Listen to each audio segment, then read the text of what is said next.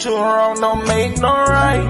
I put my pride aside tonight for you, for you. Too wrong don't make no right. I put my pride aside tonight for you, for you. Diamond high found this. Come through, be around this. Boom, boom, be around this. Come through, let me pound this. Diamond high found this. Come through, be around this. Boom, boom, be around this. Come through, let me pound this. And I was touched by an angel, that was God's hand. Measure the star at every angle, that was God's plan. On my bullshit, then it's robbing. The outside looking in, I'm the odd man. Must have made an impression on your conscience. Even though it kept me as an option. Hope you don't catch you when I'm checking on your content. Open up your heart and we locked in. Baby, you could lose the key, now we locked in. And we don't need a locksmith. And you swear my type is toxic. I'm falling harder than a metamorphic rock pit. Too wrong don't make no right. I put my pride aside tonight for you, for you. Too wrong don't make no right. I put my pride aside tonight for you, for you. Diamond high found this. Come through, be around this. Boom, boom, be around this. Come through, let me pound this. Diamond high found this. Come through, be around this. Boom, boom, be around this. Come through, let me pound this. I know you coming when you say you on your way now. Niagara Falls, I feel it coming on its way down. Soaking wet when we play round. Splash pad at a playground. Ooh, I can't swim, it's like a lake now. And I can feel it in my face now. That's how I hit when you face down. Diving in face first like I can't drown. Too wrong don't make no right. I put my pride aside tonight for you, for you. Too wrong don't make no right. I put my pride aside tonight for you, for you. Diamond high found this. Come through, be around this. Boom, boom, be around this. Come through, let me pound this. Just know that everything behind me soon to pass away. Ballin' on our own island, no castaway. I was trying to learn the craft, I can't masquerade. Every time we make magic, yeah, gotta have the cake. They say the flowers in May spring from the showers in April. Burning sage by the pound, all of our crystals is labeled. Try to line your re with meditation, you able. And you might get a read, tarot cards on the table. And she better have her altar in her living room. Barely ever lighting candles cause she in the mood. Not to mention love spells, she was sending through. Jump a petition too old soon if you feeling blue. It feels strange to find a guide on a voyage. No, you ain't the same, I can feel it in your aura. Came on point like the horns of a Taurus. Say you won't change, better take that thing to oil. Have to think the constellations for the day they made you. Shit, ever since a minor, I've been playing major. Call me Private Ryan, I was trying to save you. See the stars is all the line and they designing greatness. So I be racing when we only chasing soul ties. You finna be the centerpiece of my soul tribe. No twin flame soulmates from an old life. So I'm thinking Maorisha and you know why. That girl bad, that girl bad. You don't wanna feel a black girl, right? You don't wanna make a black girl mad, but they always want with the black girl. I ain't talking about no rabbit in a hat trick. I see how it happened, this black girl. Magic. I ain't talking about no rabbit in a hat trick. I see how it happens, this black girl. Magic. And she gotta have an altar in the living room. Really, they be lighting candles cause she ain't a fool.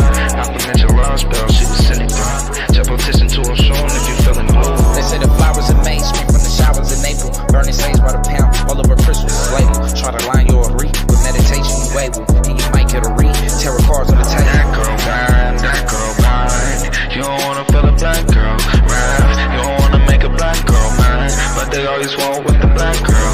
I ain't talking about no rabbit in a hat trick. I see how it happened, this black girl. Magic. I ain't talking about no rabbit in a hat trick. I see how it happens, this black girl. Magic.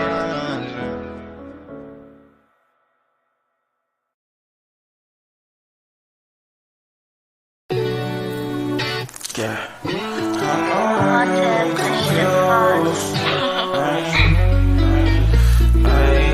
That's on my soul. That's on my soul.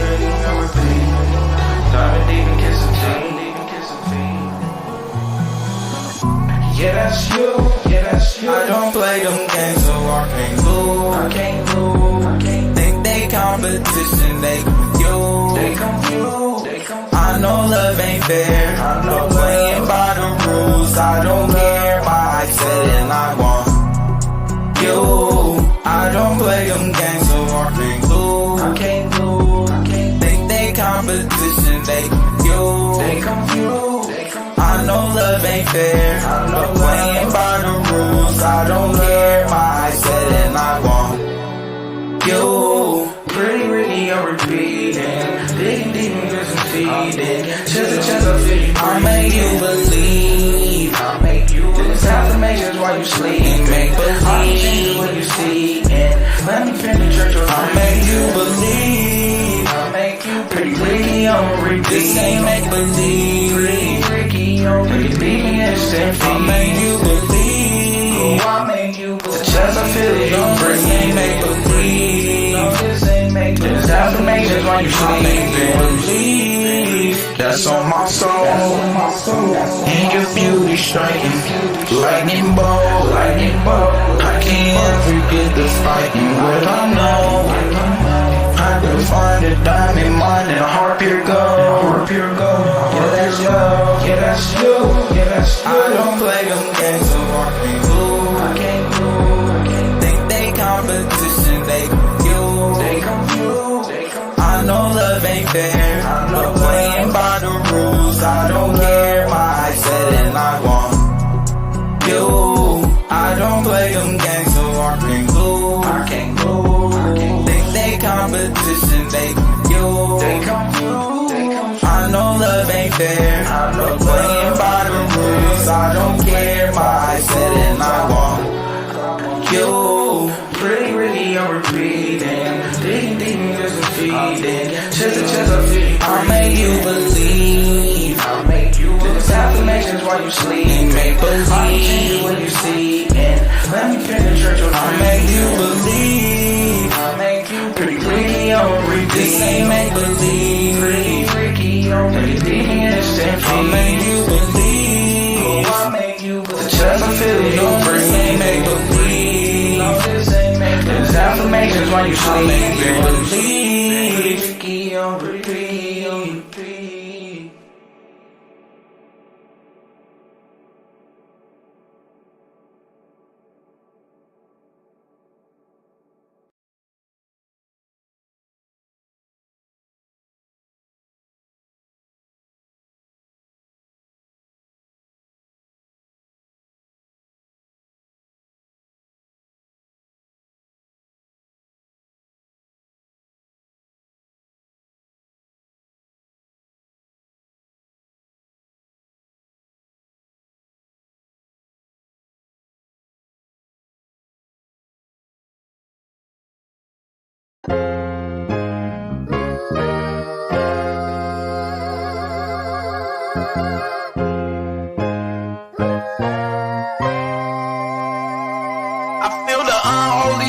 When it's moving through dark side, dark side.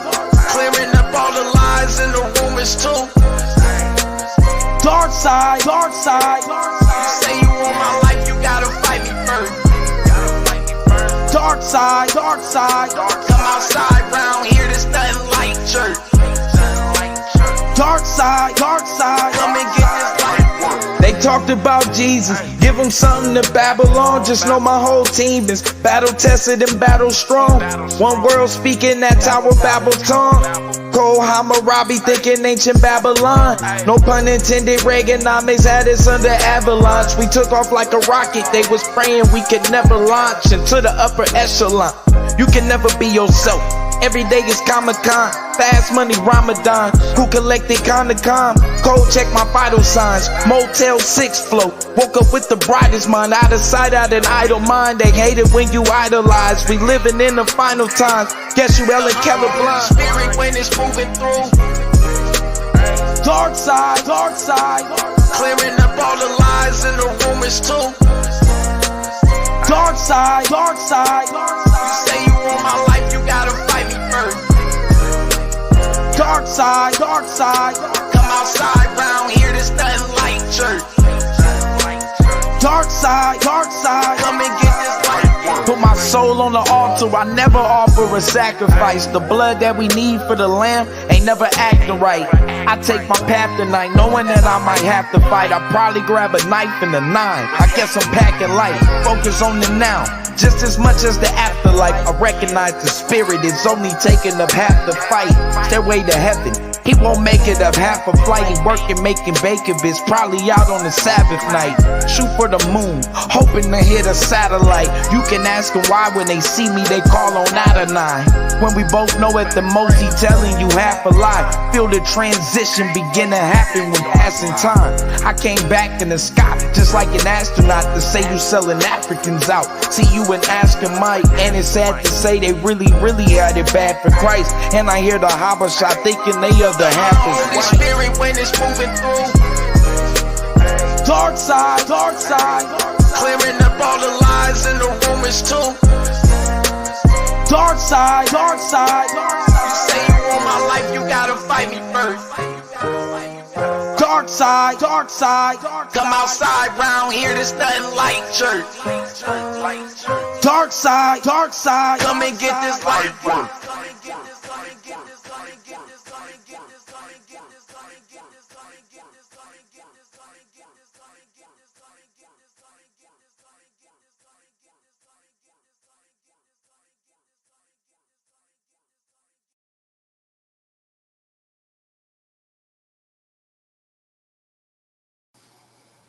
Power to the dark side, family. Power to the dark side. What's going on with everybody today? You already know we got to give a special praise to the most beautiful goddess.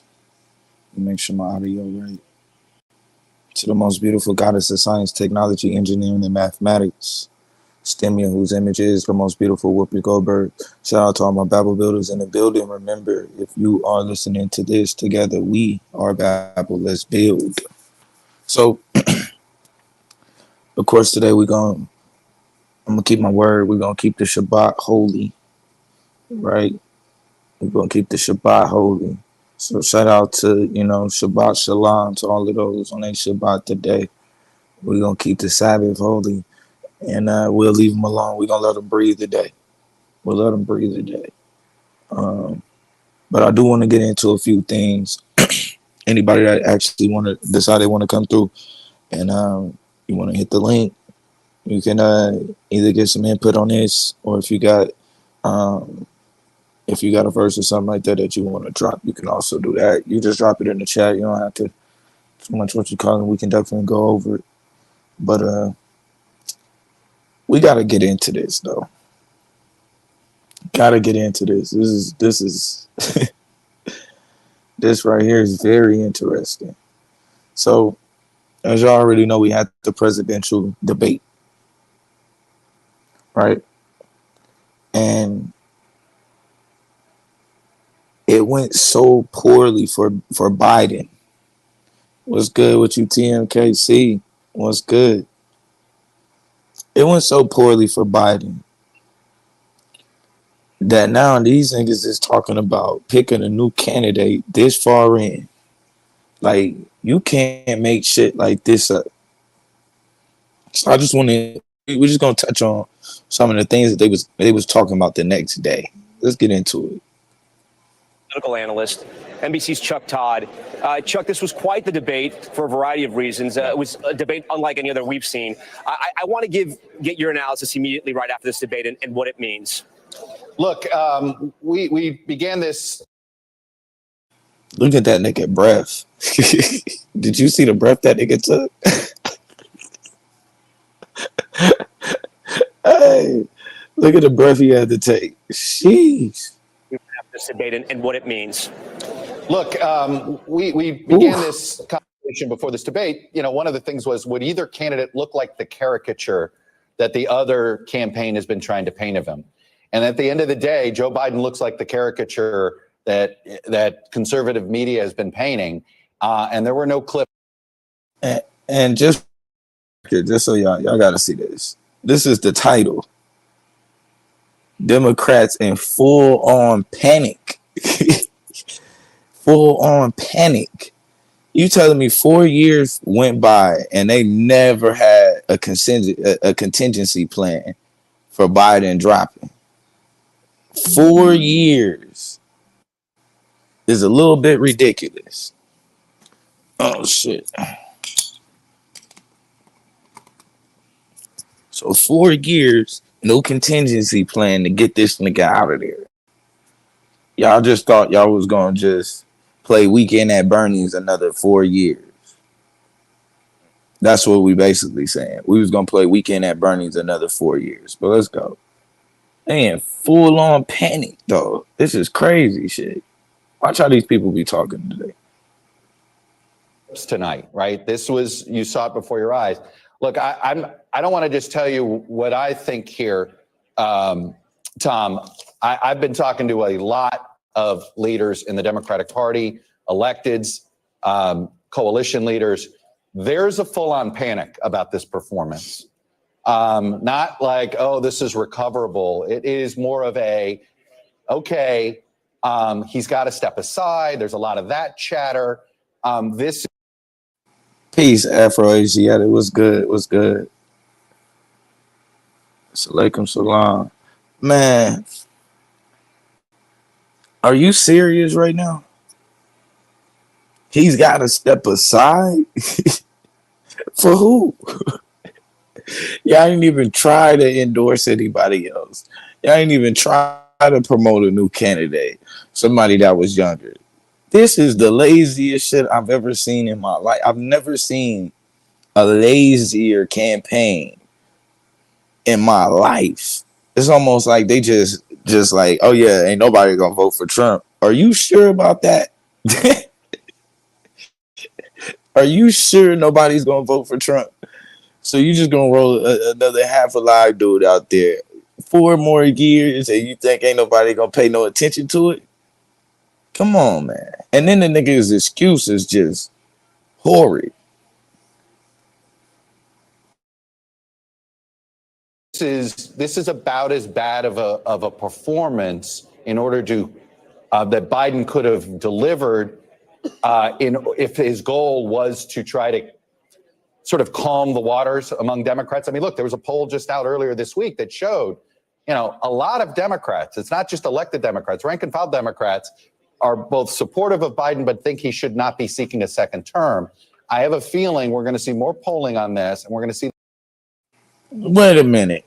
So you telling me halfway through the election and him running for his second term, y'all decided that you just now realizing, yeah, he was good for the first 4, but he probably wasn't going to make it through the next 4. Probably wasn't a good idea to roll him back out there. Look at this nigga's face. Look at him.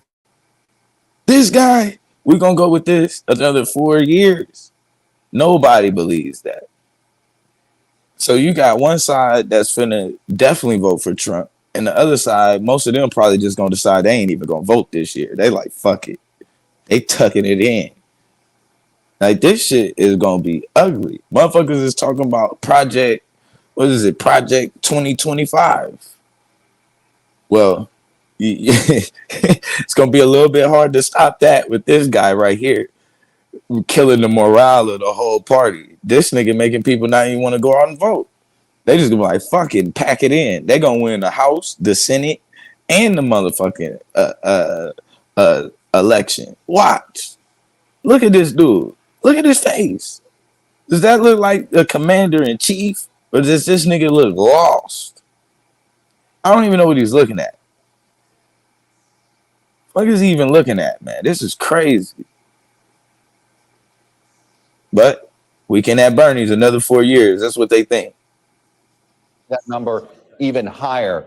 But the panic level, particularly among elected Democrats who have to share the ballot with him, there's a full-on panic tonight. Maybe they'll get calmed down in the morning. I mean, I swear to God, bro, look at it. Every time his brain is working, you can see that shit through his head. Do you see that? It be looking like the nigga is just not gonna make it. It's like he got like this migraine right there. I'm just be shocked. Every time they ask this nigga a question, it be looking like his head finna explode. It's like the wheels get by the time the wheels get to really turning and warmed up, the engine get boom. It's like they find out, they realize it ain't no oil in the car. This nigga's engine is about to goddamn just give out. It's over with. Like every face he got, he just looks confused, man. It's ridiculous.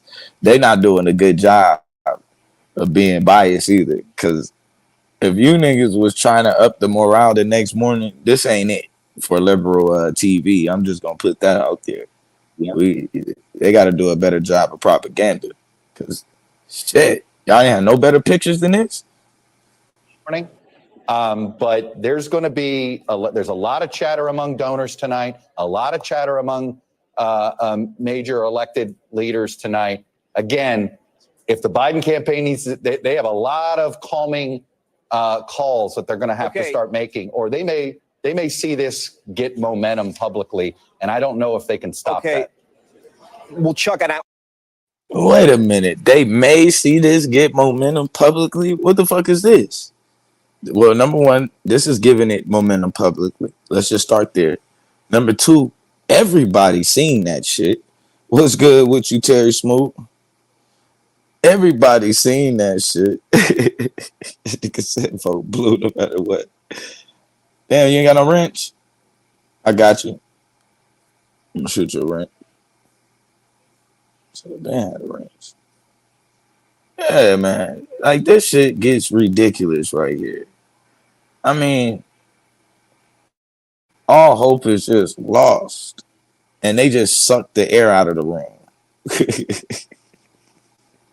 Just sucked the air completely out of the room. I'm finna do it right now. I want to ask you about that, because if you open up any news website right now and you see the headlines are exactly what you're talking about tonight. Yep. So if you're a Democratic voter, if you're somebody who's going to vote for this party, and now you're confused because you hear your party leaders are concerned as well, walk our viewers through what potentially could or could not happen. I mean, is he going to run no matter what? Is this conversation too early to have? And is there a process in place where Democrats can get together? And if he's not their guy, is there enough time to find somebody else? Well, look, I mean, this was always one of the interesting timing of this debate was always that, oh, this is intriguing. The Biden campaign wants a debate before you pass the last exit for gas, meaning before the Democratic convention. If Joe Biden decides he does not want to seek this nomination, he can release all his delegates. And then it basically becomes an open convention. And we haven't had a real open convention really since 1952. So, and that becomes a whole, you probably have the vice president. You might have a couple of governors. You might have the home state governor in Illinois, who's the host of the convention, wanting to follow in the footsteps of an Illinois governor in 1952, who was able to gather that nomination and add. He does not want to seek this nomination. He can release all his delegates. And then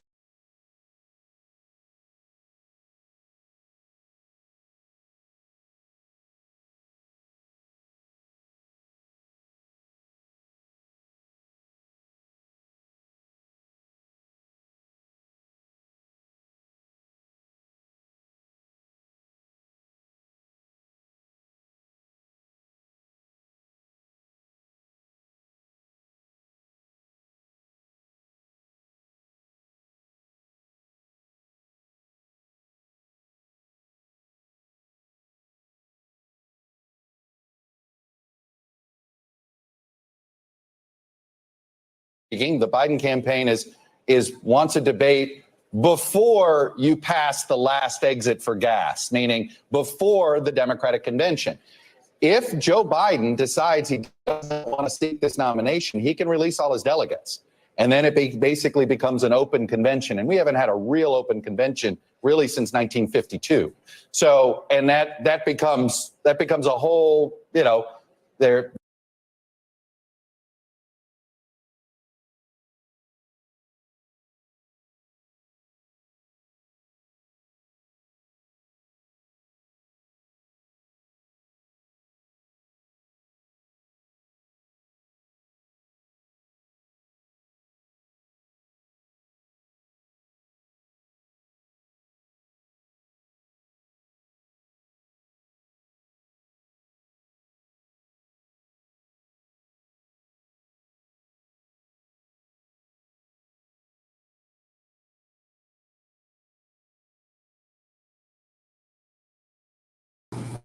Mic check.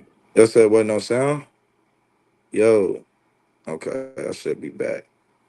Did y'all hear this shit? My fault. These crazy folks is literally talking about some shit. Going back to a maneuver that happened in 1952. 1952. And we supposed to believe that they gonna pull that out. Cool, appreciate it. We gonna pull out something from 1952. Yeah. Wait till you get into some of the excuses though, Terry. This is really where it's gonna get a little bit ridiculous. Let me see. You know, you'd probably have the vice president. You might have a couple of governors. You might have the home state governor in Illinois, who's the host of the convention, wanting to follow in the footsteps of an Illinois governor in 1952, who was able to gather that nomination in Adlai Stevenson when the convention decided to hand it to him. But it all begins with Joe Biden would have to agree to do this. And you don't walk away from these things. They're going to fight. I mean, you feel a little bit of the fight tonight. They're trying to say, look, he was thrown off a little bit at the beginning. I don't know how you're thrown off, that you're surprised that inflation is the first question, but that's their excuse. What? He was thrown off at the beginning? So wait a minute. All right, cool. You was thrown off at the beginning. What the hell happened in between? Power to the dark side of Yamek.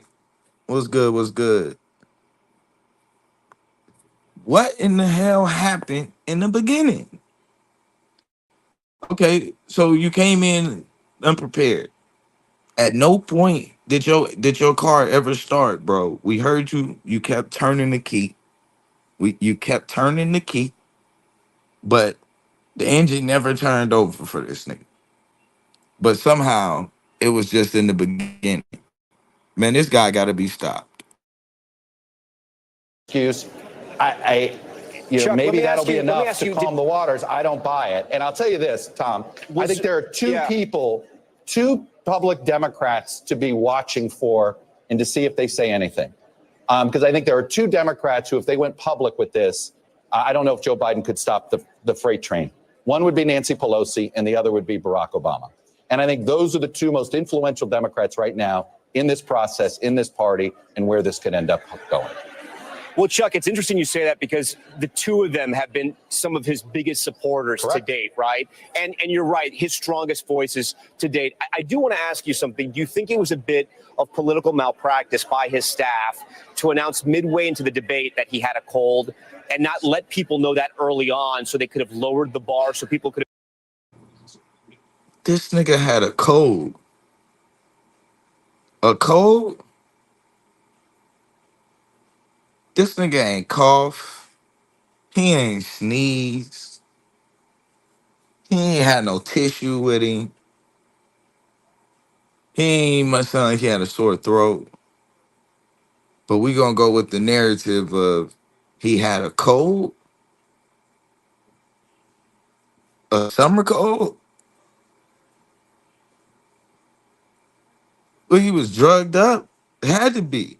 Facts. TMK. He had to be drugged up. What the fuck going on? So first, he just got off to a bad start.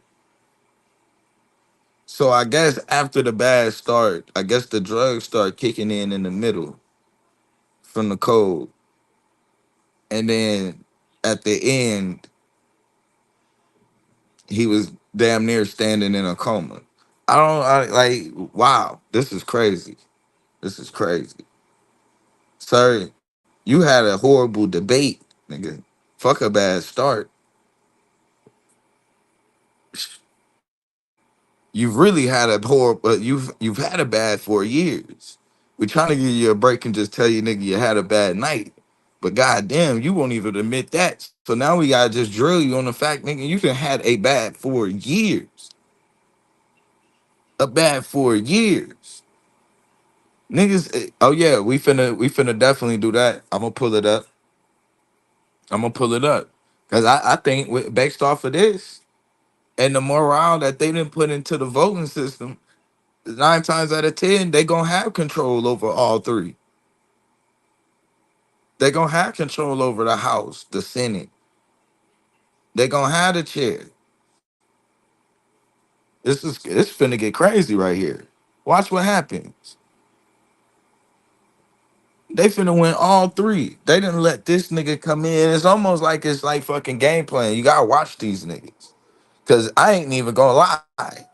Looking at this look like sabotage. This look like sabotage. Like this is supposed to be a biased network, number one. Look at the pictures they showing of the president.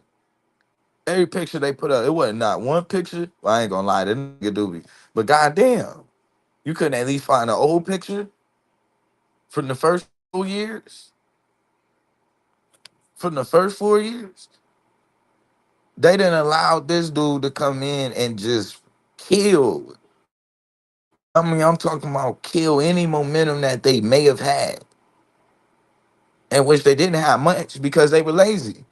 And the laziness is almost like they didn't even try. And I'm under the belief they didn't. They ain't trying. They sabotaging the whole election. That's what it looked like. Can sabotage right here.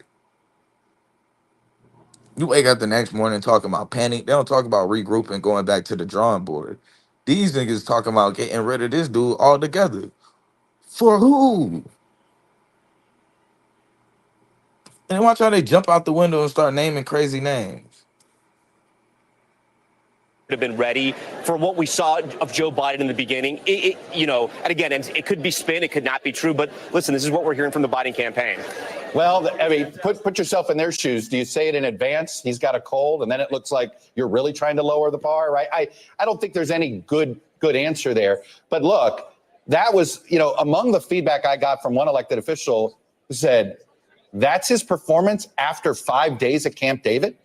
That's after rest. So I do think, frankly, the campaign had to come out with some explanation because I guess the cold is what they got to hang their hat on this.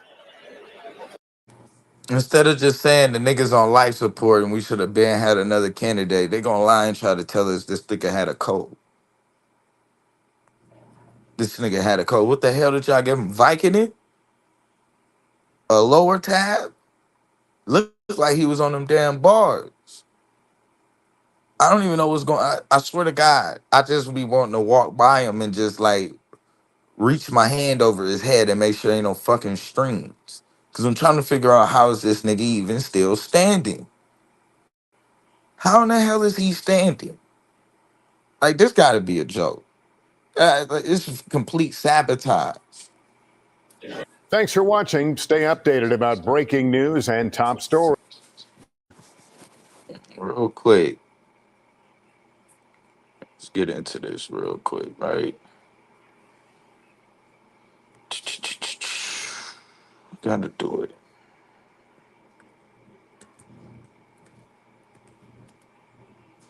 Let's do it.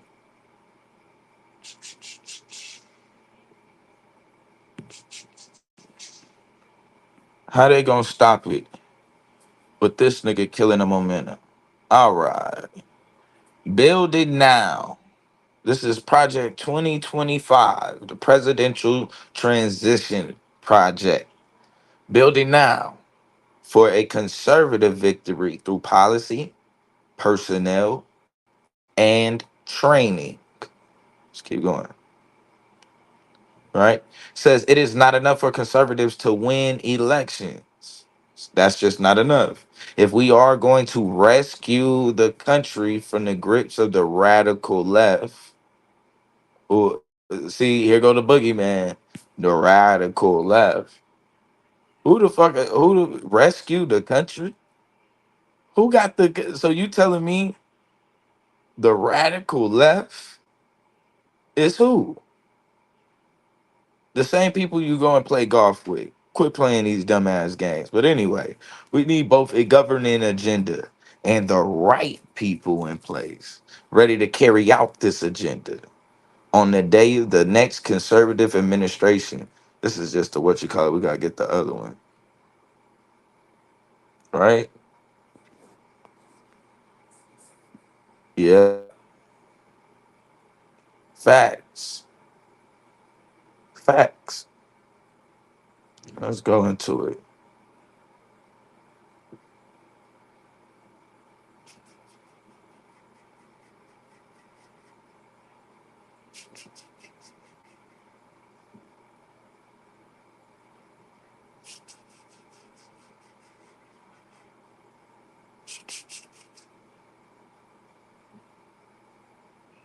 Is this the one? Need the whole thing. Forgot where I found the whole thing at. Uh, Mandate for leadership. Oh shit.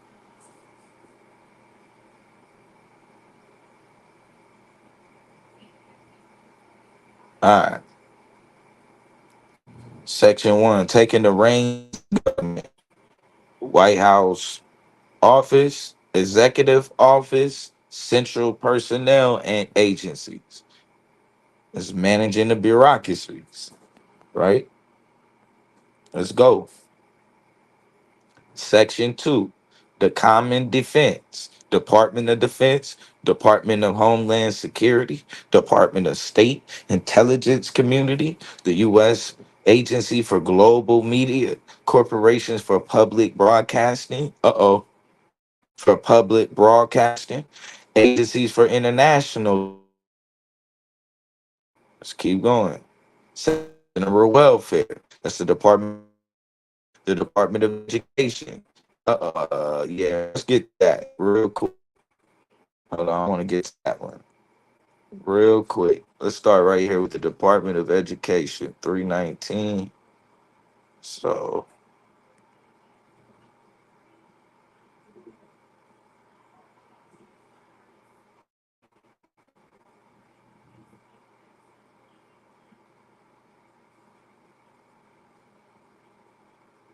let's get to 319. Let's deal with what they gonna do with education. Let's talk about that.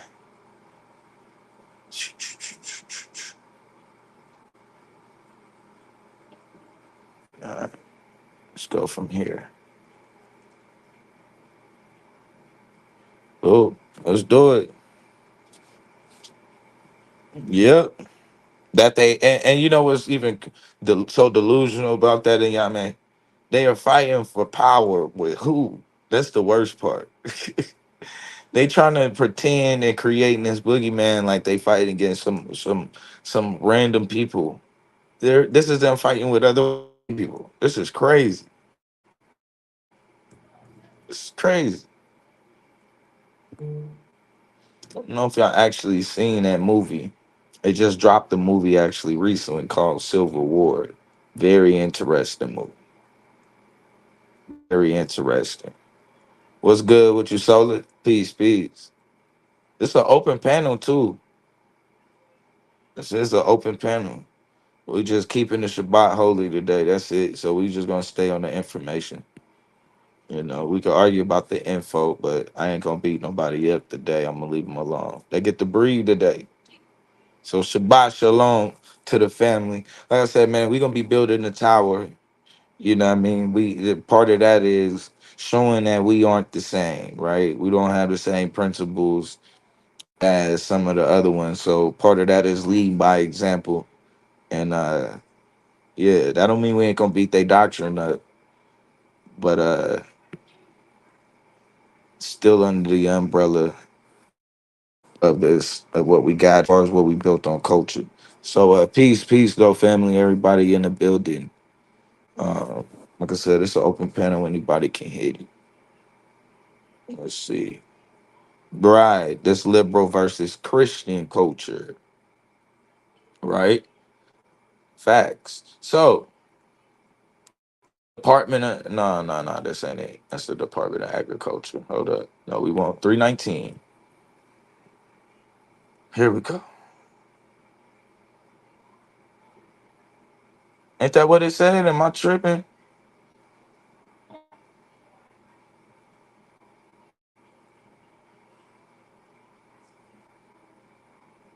Oh, okay. I see where I'm at. It ain't the right page on the side. I see. I just got to go down a little bit.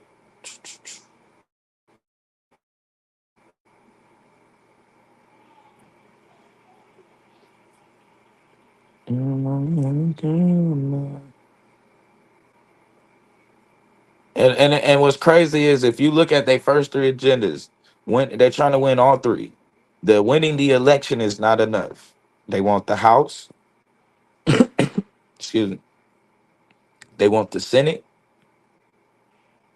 they want to be able to appoint their own judges, they want to be able to push things through without any type of hiccups. And with what happened, not only the night of the debate, but the night after, you could pretty much hand it over. You could it would take right now, it would almost take a damn miracle in order for them to be able to get away from that debacle that they had. And really the debacle didn't even start the night of the debate. Really, when you look at the whole debacle, it started the full 4 years that this dude was in, it was working as a president. Nobody seen the morale. You didn't see how the morale for this dude was going down day by day by day by day. You didn't see that. You telling me they pay zero attention to the morale of the country? What's good with you, Lady Snoop? To the morale of the media? None of that. It pays zero attention to it for 4 years. And now you wake up the night of the debate trying to pretend like all of this shit just happened. No. Let's get into it though. The Department of Education. Peace. Appreciate you coming through. Got the Department of Education. Lindsey M. Burke. All right. Says mission. The federal education policy should be limited. And ultimately, the federal Department of Education should be eliminated. What? Let's start right there. Hold up. Wait. Federal and remind you, right? You got a clown in Japan that's sitting over here talking about Marxism, Marxist, the the, the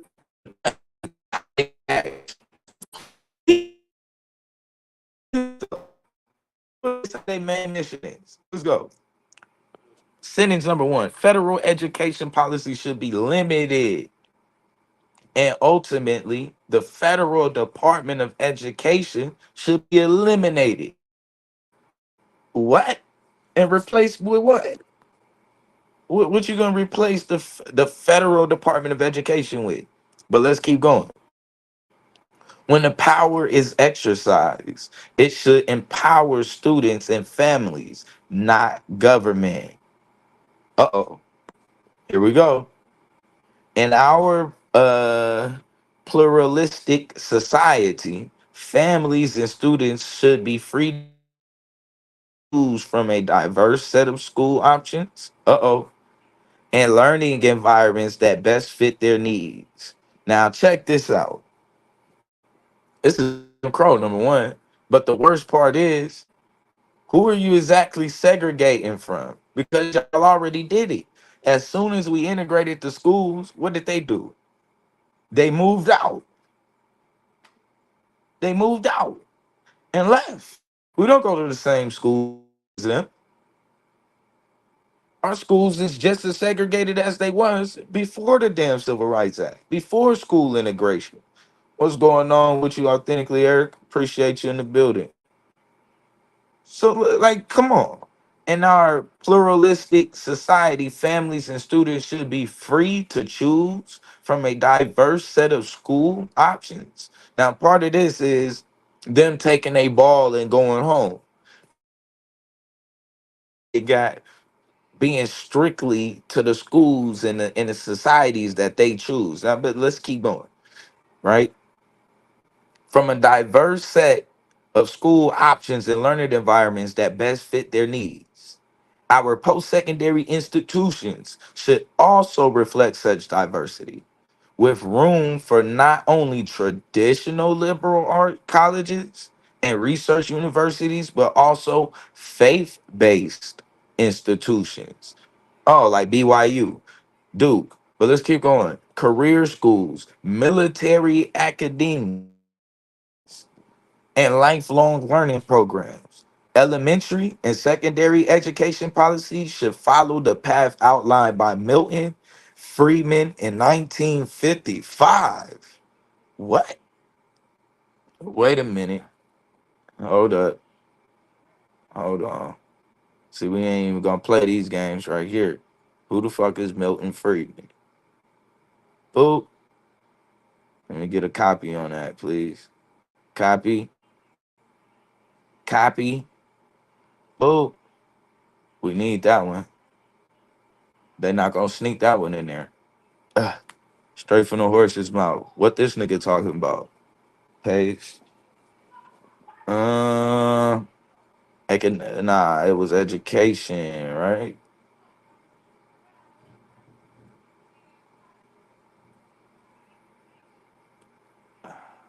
Nah,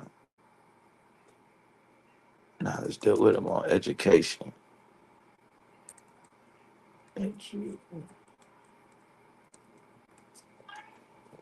That's a that was a hell of a name to bring up for a nigga from goddamn 55. So first, all right, I got something on them. Let's go back and see what they talking about first before we jump. Right? So let's see what they saying that he said. And then we gonna see what the hell he actually said. Right? What's good with your therapy? Stable. Let's see here. So, elementary and secondary education policy should follow the path of outlined by Milton Friedman, whatever, in 1955, wherein education is publicly funded, but education decisions are made by family. Uh-oh. So, wherein education is publicly funded, meaning we'll all pay for it, but education decisions are made by families. Ultimately, every parent should have the option to direct his or her child's share of education funding. Uh-oh. See what I told you about them taking their ball and going home? Look at this. Every parent should have the option to direct his or her share of education funding through an education savings account, a ESA, funded overwhelmingly by the state and local taxpayers. Look at this shit. In which would empower parents to choose a set of education options that meet their child's unique needs. Uh-huh. Let's keep going. Sounds good. States are eager to lead in K through 12 education for decades. So basically what they're saying, hold on, they're going to be funding taxpayers. Let's keep this straight. You're going to get an ESA account, right? An education savings account.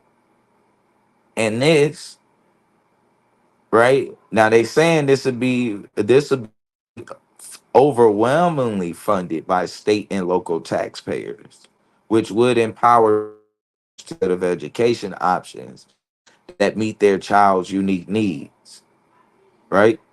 So the state would be eager to lead a K through 12 education for decades. They have acted independently for federal government to pioneer a variety of constructive reforms and school choice programs. For example, in 2011, Arizona first piloted the ESAs, which provided families roughly 90% of the state would have spent on that child in public school to be used instead on education options, such as private school tuition, online courses, and tuition. In 2022, Arizona expanded the program to be available to all families. Let's keep going. Mandate for leadership.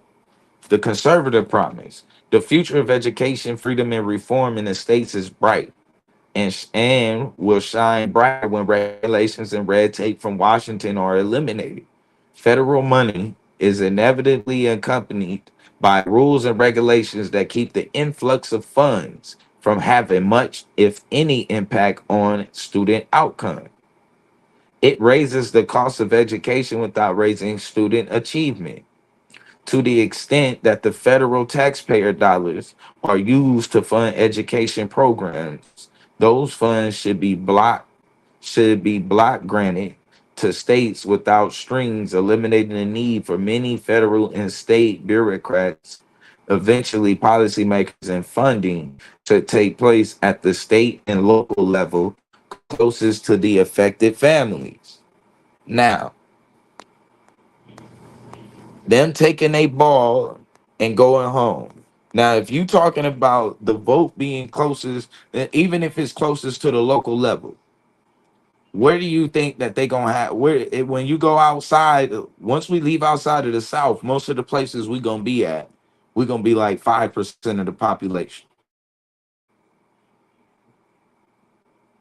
So when they go to starting to vote and reallocating and redistributing your municipal bond, where do you think you're gonna fit at exactly on that list?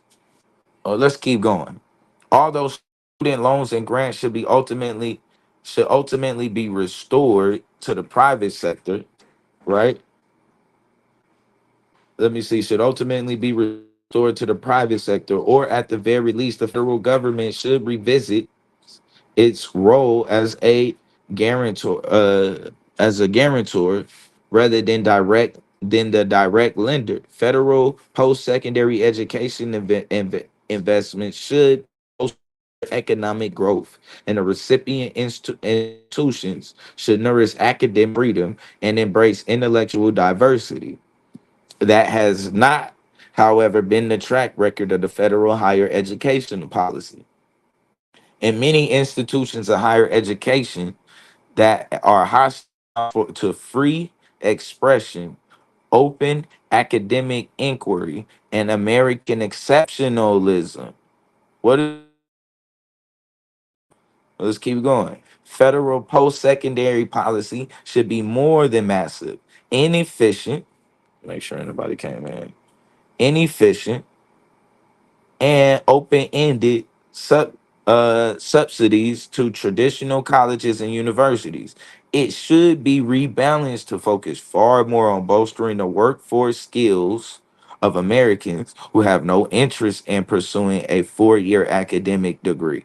It should reflect a fuller picture of learning after high school, placing apprenticeship programs of all types and career technical education on an even the colleges and universities, rather than continuing to buttress a higher education establishment captured by woke diversicrats. Uh-oh. And a de facto monopoly enforced by the federal accreditation cartel. Federal post-secondary education policy should prepare students for jobs in a dynamic economy, nurture institution diversity, and expose schools to greater market forces. The overview: for most of our history, the federal government played a minor role in education. Then, over a 14-month period beginning in 1964, I wonder why 1964 this happened. Look at what's going on. So we're going to undo what happened in 1964. Congress planted the seeds for what would become the US Department of Education, ED, or the department. If in July of that year, President Lyndon B. Johnson signed into law the Civil Rights Act of 1964. So they want to undo that. Let's just keep going though. After Congress reached the consensus that the mistreatment of Black Americans was no longer tolerable and merited a federal response. In the case of the Elementary and Secondary Education Act of 1965, or the ESEA, excuse me, and the Higher Education Act of the 1965, HEA, Congress sought to improve educational outcomes for disadvantaged students by providing additional compensatory funding for disadvantaged students by providing this compensatory oh my god funding for low income children and lower income college students. Spending on ESEA and the HEA, part of Johnson's war on poverty, grew exponentially in the years in that followed. By fiscal year 2022, the ESEA programs received $27.7 billion in appropriations, in the addition to the $190 billion that came through pandemics, elementary and secondary schools emergency relief funds, right? Which relied on the ESEA formulas. The same year the department spent $2 billion. So now just think about these. My fault. What's good with you, GTO? Peace, peace. Uh, just think about you muted. No, I said I ain't want to interrupt your reading. Just go ahead. Go ahead. Oh, okay. So now what's crazy, right? When we think about what happened, so these fundings go to things that allow you to get things like free lunch, right? Peace. What's going on with you, Angel? Appreciate you in the building. The things that allow you to get stuff like free lunch, right? Um, Also the books that you might need, some of the uniforms and different things that's provided. So that's what a lot of this funding is going. Now they want to change how this fund is allocated, but let's keep going. Oh no, don't tell me I just did that. Don't tell me I did that. Did I fuck it up? Where am I at? Oh, okay, cool. I just went down. We're gonna go back to it.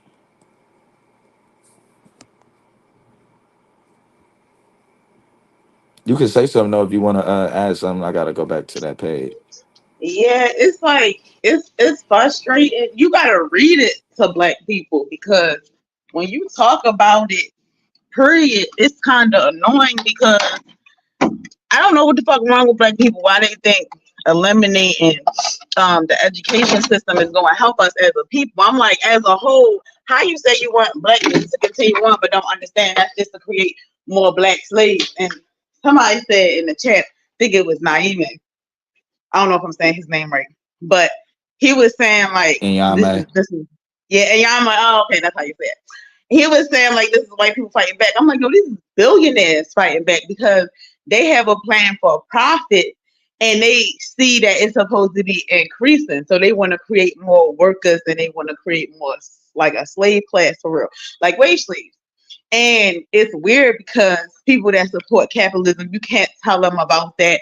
Like for so long, they've been dumb about us being wage slaves. Like they don't even want us to say it, especially if they Black and they support capitalism. Like they'll say something like, that's why I said I just want to observe these people for so long because when you come into the conscious community, like you don't meet these people, but they coming into our community saying dumb shit. And so I'd be like, so what do you mean? Like, what do you mean? Like, and they don't understand. Like, they don't even want us to talk about wage slavery. Like, they be like, oh, well, our ancestors really went through real slavery. And it's just like, it doesn't matter there. It could get even worse. You know what I'm saying? It's like even through slavery never went away. It just went through the prison system. And they can't understand small shit like that, that's the type of shit that capitalism always had brought. And I don't know what other system would, be here if it wasn't for all, like, all the slavery that we have to go through. That's why this is being passed, because they want to take away all our human rights. And you was the only black male in the space who went live and talked about how they overturned Roe v. Wade. And you was like, this is the end. You was like, they're going to start taking away more shit. A lot of people did not see that because they so obsessed with black women having 13 kids, not understanding that like, this is scary that the billionaires is this fucking selfish, because if you look globally, a baby is still born every 6 seconds. Still, that statistic did not fucking change. They're not gonna change it. Blue, am I right? Am I wrong? And it's like every 6 seconds a baby is born. So what the fuck else do you want, right? Like, the economy is terrible. They're not giving up no incentive for people to have kids, no more. And then they don't give a fuck. So they still gonna force it on us. I just don't understand. Like, especially if they're trying to take away the education system. The public education system we got now ain't shit. You know what I'm saying? Really, they want. People forget that white people used to have their own children, like doing factory jobs, working under the machines. When somebody said something, they used to be like, well, who's going to go underneath the machines? Like, they passing shit to also, like, so that way they can put your child to work. So I'm telling you, it's going to get bad. And Blue, I wish you told me you was going live about this, because I would have sent you this video of this lady. She went and did like the heavy research and had come find out that a lot of Democrats and liberals, of course, had their hand in Project 2025, the Heritage Foundation, like that they had their hand in this shit. So yeah, you can go ahead and let you read. Yeah, and if you ask me, you can kind of see it. Matter of fact, hold on, before I go back to reading, I'm gonna hit this link real quick, and we'll go into a little bit of this, and then we're gonna continue to read. Because if you really kind of look at it, it looks like they sabotaged the shit on purpose. This is like the worst election you could ever see. Like, the I'm distance completely between the shocked. two candidates is ridiculous. Scientists finally explain They the is human sabotaging condition. that shit. They is doing it on purpose. Like Joe Biden already said he only wanted one term, but this is the way they're going to do it, because people is coming out of illusion that we actually have democracy. President You feel me? Biden trying to flip the script after last night's debate, promising that he's staying in the race, even as his supporters assess how I can't much go damage full was screen. Hold on. on what comes next for the president and also his party. And the Supreme Court ruling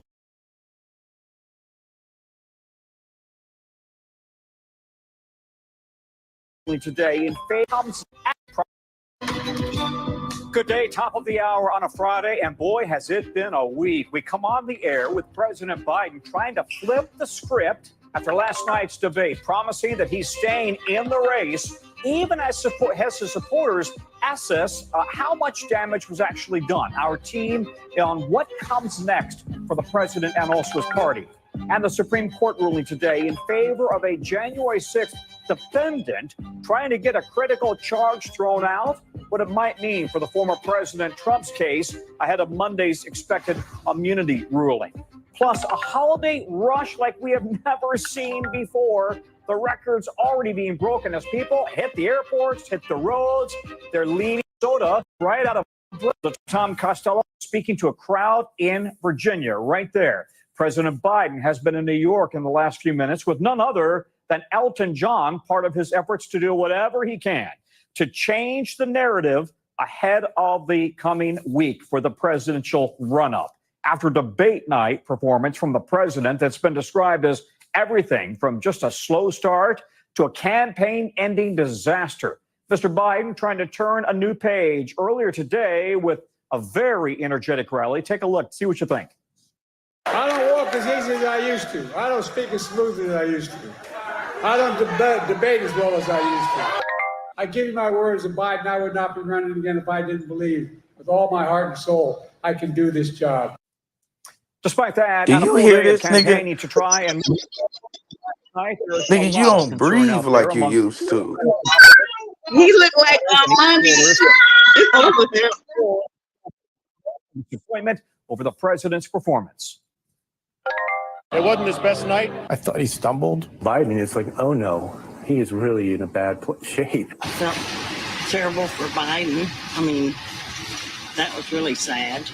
I couldn't get past the embarrassment the first 5 minutes. And it was horrifying. We're doomed. This is the best we got. Now, all of the big questions that we're going to break down in just a minute, including how big this fallout could get. Could the pressure on the president continue to grow? And if the president were to leave the ticket, what would happen next? How can the Democratic Party find a new candidate with just over 4 months till Election Day? Is that doable? Is it likely? And to that point, who might that candidate be if it were to happen? They With know the dust it's still not. settling from the What? They know it's not possible. One of the biggest questions will They be know how it- much damage 90-minute debate This really was the plan all is along. re-election.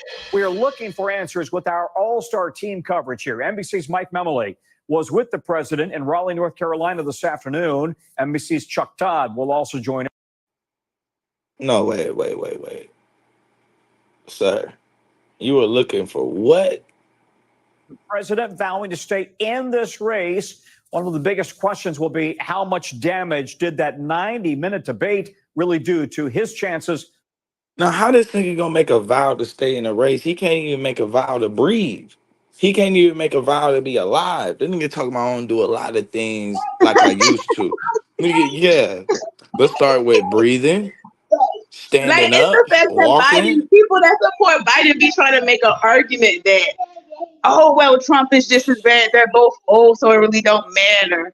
So you already know that they, Hell no. no. It's way worse. It's to the point where the way Biden talk, he be sounding breathy. It's like he really do be looking scared and confused at times on stage. Like, this is elder abuse, period. Like, come on, man. You see these people? Stumbled. Biden is like, oh no, he is really in a bad shape. I felt terrible for Biden.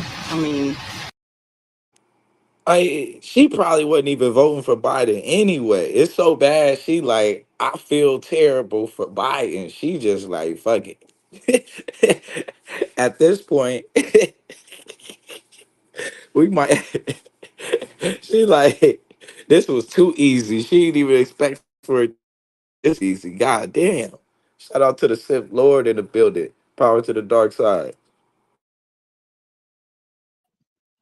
Power to the dark side. Peace. Peace. You know, I'm loving this. I want Trump to win, and I want all his policies to be implemented. I think we need it as Black people. That thing. We need that wake up call. For real, because obviously we went to sleep just like, and then, you know what, that was crazy. That's what a lot of people was talking about with the process of the election with Obama, was the sleep factor. Yeah. And when you kind of look at it, we went to sleep. I don't know what in the world the Democrats did. They just, I mean, this is complete sabotage right here. Even I like think how they knew they went too reporting on far. it. I think they know they've gone too far, and they need to bring it back in. And now they trying to backpedal. Yeah, you know, I've been This is looking for crazy. that quote when Biden said, the greatest issue is white families aren't having babies. I can't find that anymore. You remember he said that? Yeah, I remember that. Yeah, coming out of COVID. Yeah. Yeah, I remember that. Yeah, He said that's that was the crazy. biggest issue. Yep. And all of a sudden, And then Roe versus they Wade. changes overnight. I thought that would never happen. Just overnight, it just changed. And so what's happening is white America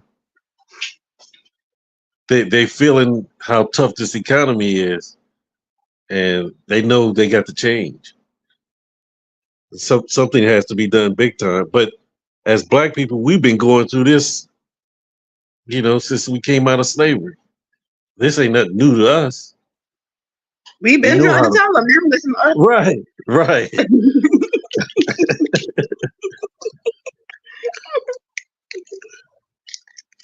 Facts. That's a fact. But all of these policies that Project 25, it's to get the money away from the inner cities. It's going to deplete the inner city. Even though I like the fact that you have an option to take your kid to whatever school, but those same schools can kick kids out too. Just like when I was coming up, when we was doing busing, they would bus us to different schools, and some of my thuggish friends, they wouldn't last too long, about a week or two, and they sent them right back. Because a lot of dudes didn't take a lot of that shit in those white schools. And so you're going to have the same thing. If kids going to these different private schools, the kids that they don't want in there, that they call, quote unquote trouble kids, they're going to send them back to the inner city. And you still going to have segregation. Right now it's called hyper segregation. The inner cities are just as segregated as they was back in the 60s and 70s. Nothing has really changed. And with these new policies coming in, they're just trying to make sure white America is strong. That's what they're doing.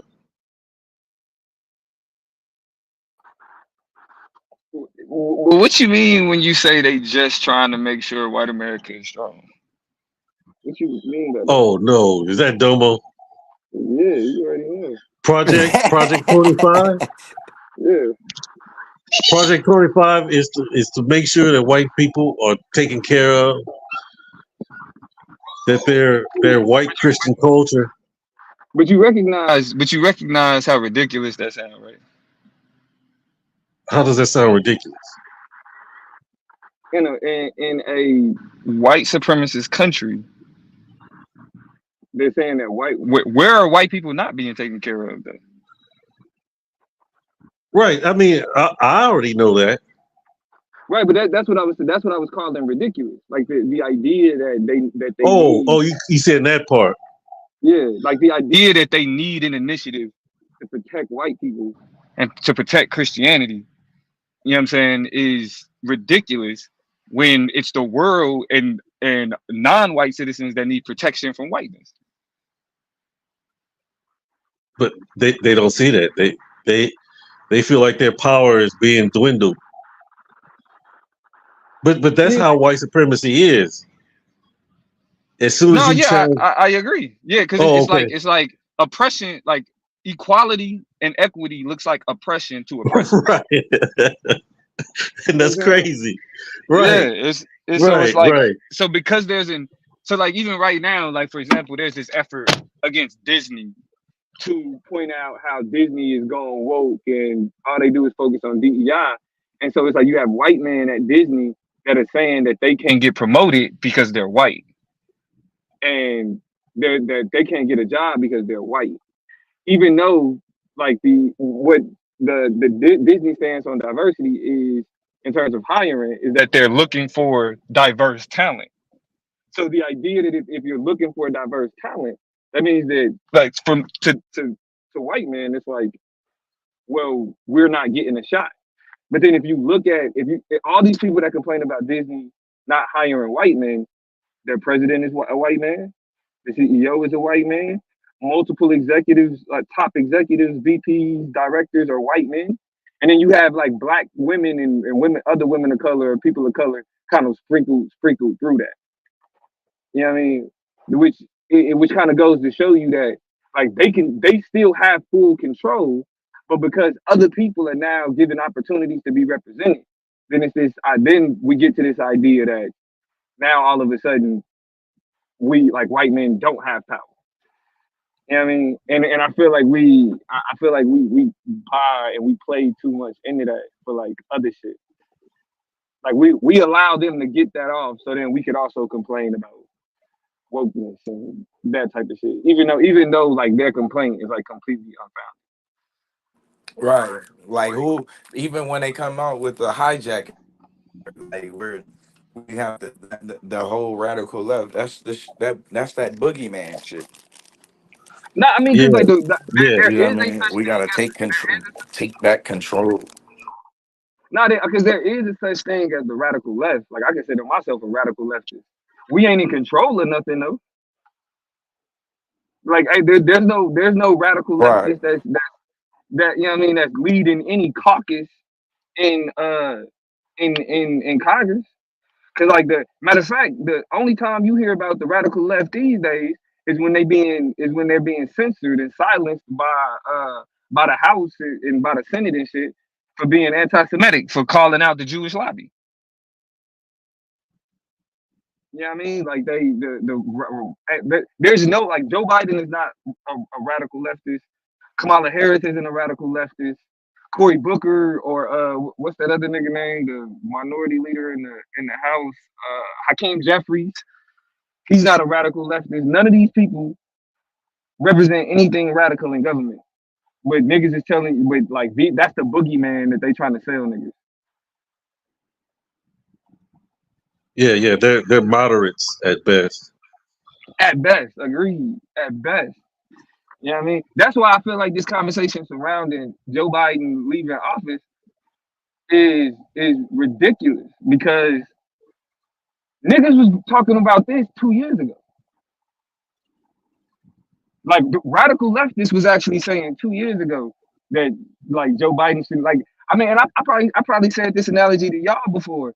When Joe Biden said that he was gonna run for another term, I already said that Joe Biden was a rebound president. Joe Biden was the president. Joe Biden was like, if you think about it in terms of a relationship, Joe Biden was like, say, you know what I'm saying, you was dating a sister and she was toxic as hell. You know what I'm saying? She was argumentative, she was violent, all this other shit. And so you've been dealing with this crazy ass bitch for this long, and then y'all end up breaking up. Once you break up with the crazy bitch, you're gonna be looking for like your next relationship is just gonna be anything that's not that. You know what I mean? So like the bar is just like, do you cuss niggas out? No. Do you know what I mean? Are you violent? No. Okay, cool. Then we can start from there. That's a rebound. But you don't marry the rebound though. That's just to get you over your ex. So Joe Biden was just to get people off of Donald Trump. But Democrats ignored that though. Right. You know what I mean? That's why I don't give no legit let this nigga run. Because y'all knew how old he was gonna be in 2022. Y'all knew how old Joe Biden was gonna be. So let him run. Because now anybody else the only other person that would make any kind of sense is Kamala Harris. Because nobody else can use the millions of dollars that they didn't already fundraise for Joe Biden. Because then, it was a story that just came out that was explaining how Joe Biden, how a lot of major donors are kind of holding on to their checkbook to try to get Joe Biden out. But this is where the media shows you how they stupid as hell. Joe Biden has already done a record number of fundraising. A record number of fundraising. Before Donald Trump got locked up, like Joe Biden was fundraising like 15-1 compared to Donald Trump.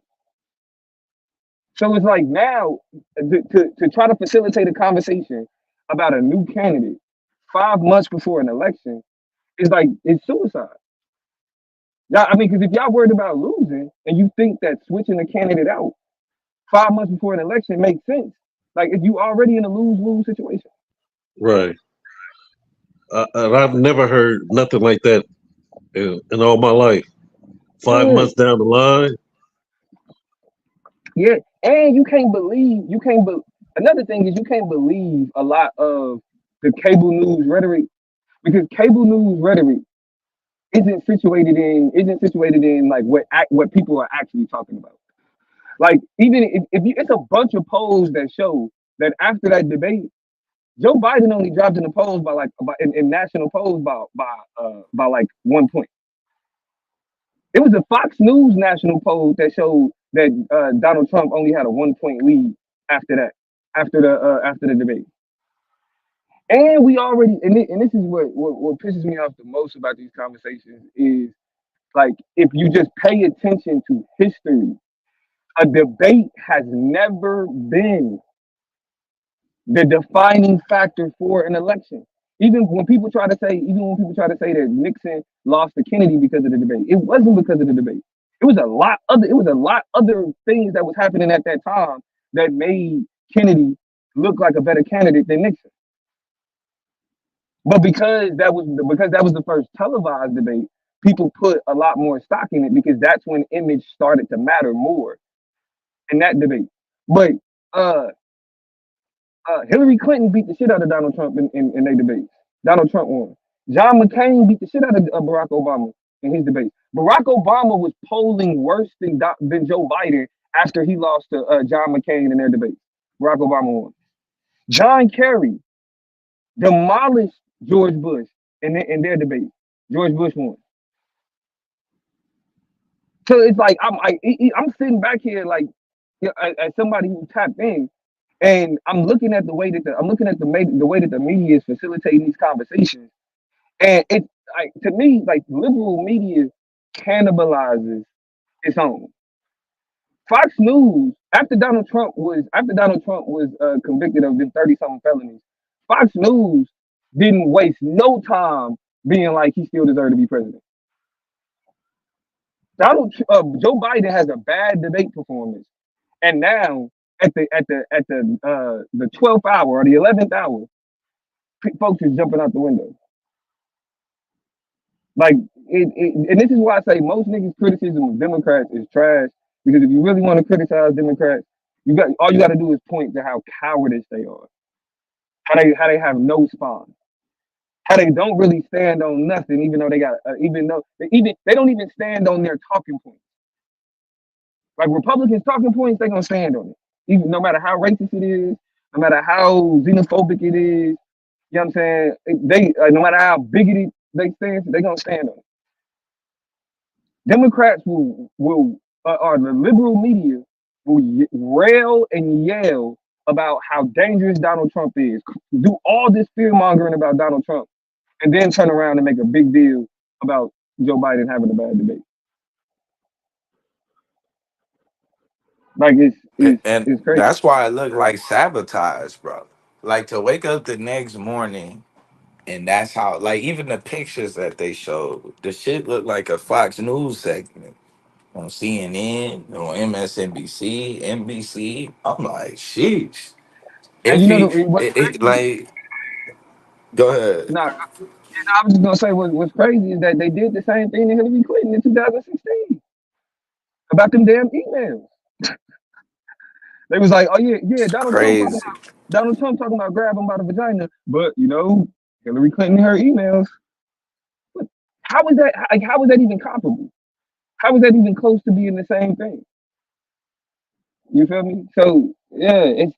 I mean, it like to me, it's just like it ain't even about me being like I ain't even like on the whole like nah, we gotta ride with Joe Biden, we gotta keep Joe Biden. It's like, why are y'all waiting until right now to have this conversation?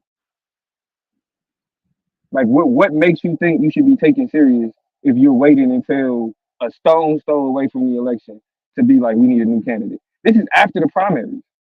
Like, voters have already decided, like Democratic voters have already decided that they want Joe Biden. What would it then mean for the Democratic Party to be like, we scared because he old? Let's when y'all could have gave the people other options. Yeah, they didn't even try to like promote. I don't even like remember anybody. No, because there wasn't.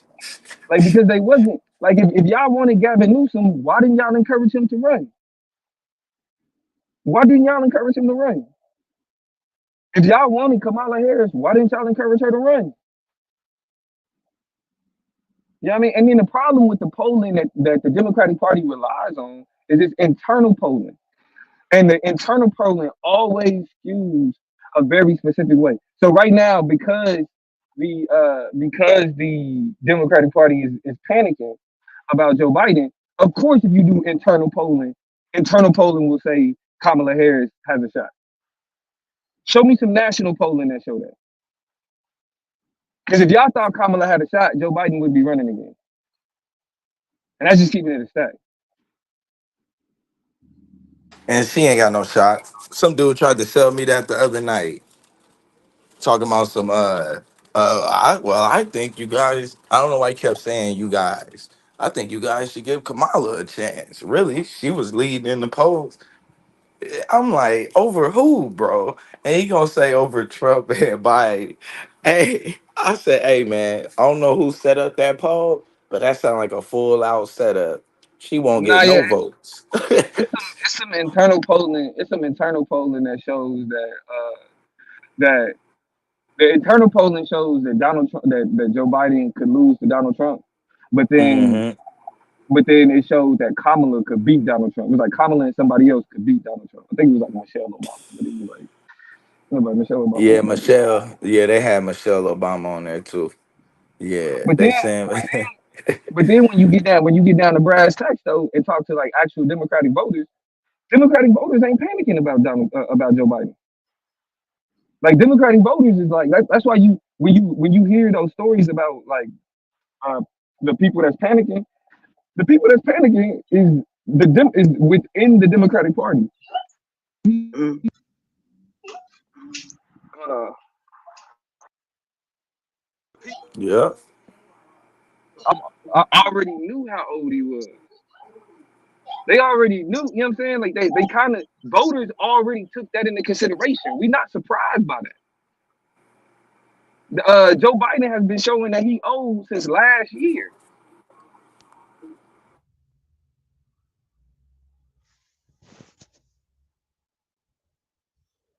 Oh yeah, hold on, I got a call. I'm gonna pop back on. Hold on. You good? I'm gonna read some more of this real quick.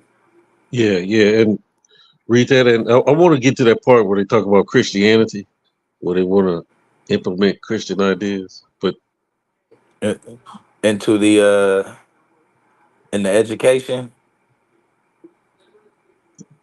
it's not just education, but like into society. Oh, okay, okay. I'm gonna go back up to the top once I'm finished with this, and we'll Okay. find it because All I right. got the whole layout. Yeah.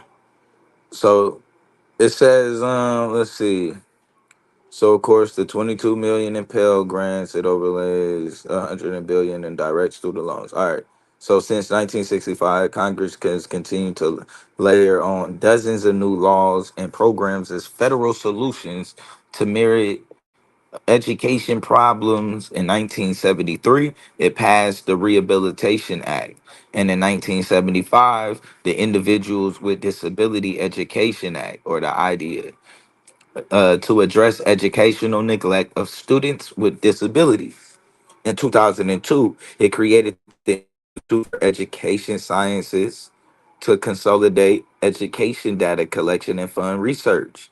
Congress has also enacted a series of Carl D. Perkins Career and Technical Education Acts, including Perkins 5 in 2018.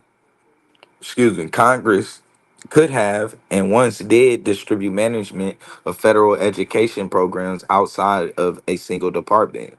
But for those interested in expanding federal funding and influence in education, this unconsolidated approach was less than ideal because a single captive agency would allow them to promote their agenda effectively across administrations. Eventually, the National Education Association made a deal and backed the right presidential candidate, Jimmy Carter, who successfully lobbied for and delivered the cabinet level agency. Was supposed to act as a corralling mechanism. Carter signed the Department of Education Organization Act into law in 1979, believing in part that it would reduce administrative costs and improve efficiency by housing most of the federal education programs that had proliferated in the wake of Johnson's war on poverty under one roof. It has had the opposite effect. Instead, special interest groups like the National Education Association, American Federation of Teachers, and the Higher Education Lobby have leveraged the agency to continuously expand federal a desirable funding stream from their vantage point because federal budgets are not constrained like state and local budgets that must be balanced by each year. By FY22 by fiscal year 2022, the department's discretionary and mandatory appropriation topped 80 billion and not including student loan overlays. Each of its programs attended federal strings and red tape.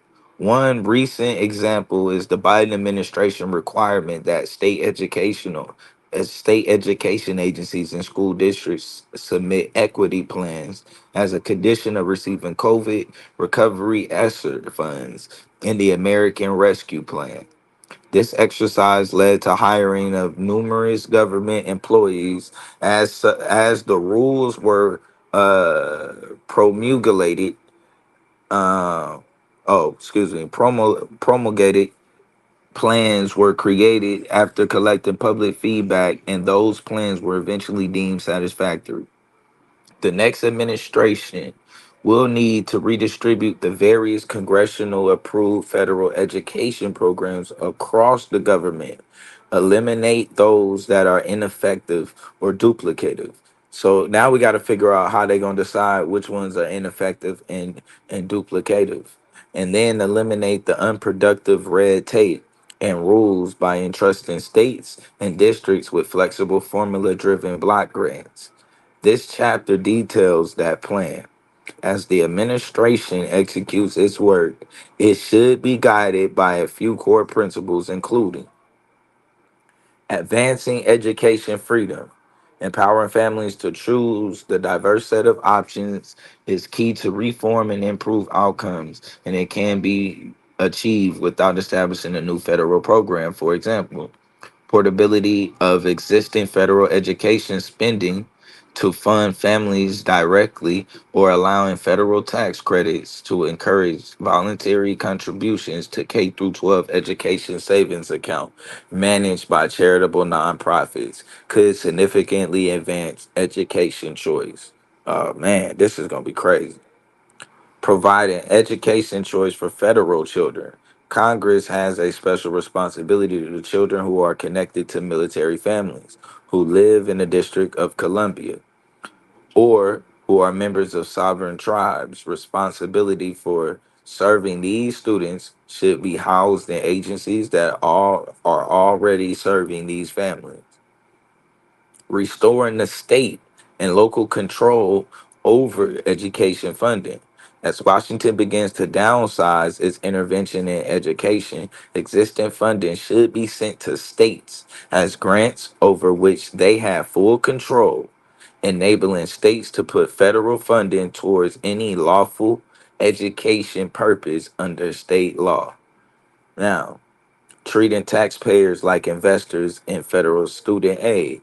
Taxpayers should expect their investments in higher education to generate economic productivity.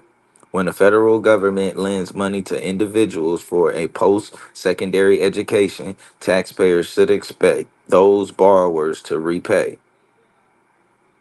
Protecting the federal student loan portfolio from predatory politicians. The new administration must end the practice of acting like the federal student loan portfolio is a campaign fund to carry political support and votes. Where am I? The new administration must end abuses in loan forgiveness programs. Borrowers should be expected to repay their loans. Safeguarding civil rights.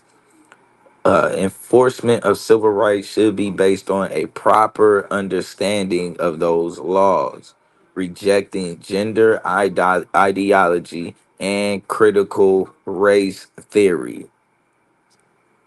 Now, how do you reject something that doesn't even exist? So what? See what I mean? What are you rejecting right here? Boom. There goes your there goes your Black history out of there. Out of there. Uh, yeah, this right here. Okay, kids shouldn't be talking about sex, but this right here, we don't have no history because it ain't no such thing as critical race theory, especially that one that they can enforce anything on. Exactly. There's nothing that they could do to stop critical race theory from being taught in law schools. So it's nowhere going to be taught anywhere lower than certain, and it ain't even all certain law schools. So what are you banning? They really trying to use that word as like code word for Black history. They know they cannot say it. I don't know what's going on with that. They're just throwing that out there. It's getting on my nerves. For real. And I mean, and look at what they calling it under the guise of safeguarding civil Yeah. rights. That's what you're doing. Wow. They really, and then they really want to teach. They doing that because they really want to teach the kids that slavery had benefits. They already doing that shit in Florida. Like for real. So let's see. Stopping executive overreach. National emergency. I just want to make sure I don't miss nothing in here. On the federal, like public. Nah. So needed reforms. Federal intervention education has failed to promote student achievement. After trillions spent since 1965 in collective programs now housed within the walls of the department, student academic outcomes remain stagnant. On the main student academic outcomes remain stagnant. So now we starting to see things that will have to go or things that they deemed unnecessary. Here they go. But let's keep going. Reading outcomes on the 2022 administration have remained unchanged over the past 30 years. Declines in math performances are even more concerning than students' lack of progress on reading outcomes. Fourth and eighth grade math scores saw the largest decline since the assessment were first administered in the 1990s. Average fourth grade math scores declined 5 points, and average eighth grade math scores declined 8 points. Just one third of the eighth graders nationally are proficient in reading and math. Just 27% of eighth graders were proficient in math in 2022, and just 31% of the eighth graders scored proficient in reading in 2022.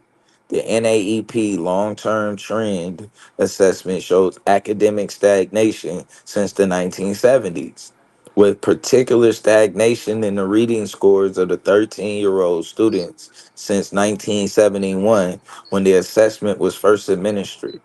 Math scores, though They've been doing that modestly on purpose. improved, and still lackluster. Yeah, so we already know who they talking about right now.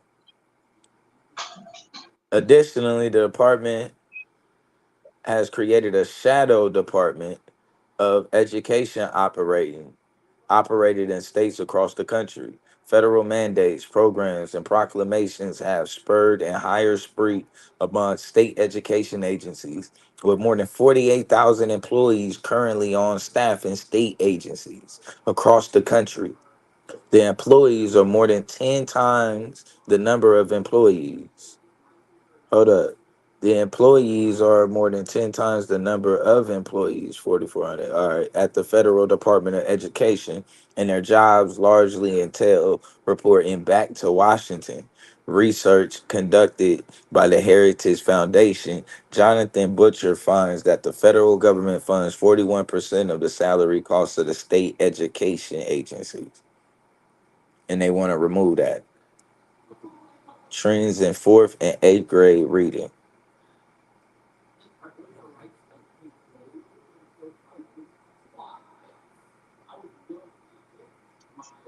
That's crazy. They've been doing this shit on purpose. That's why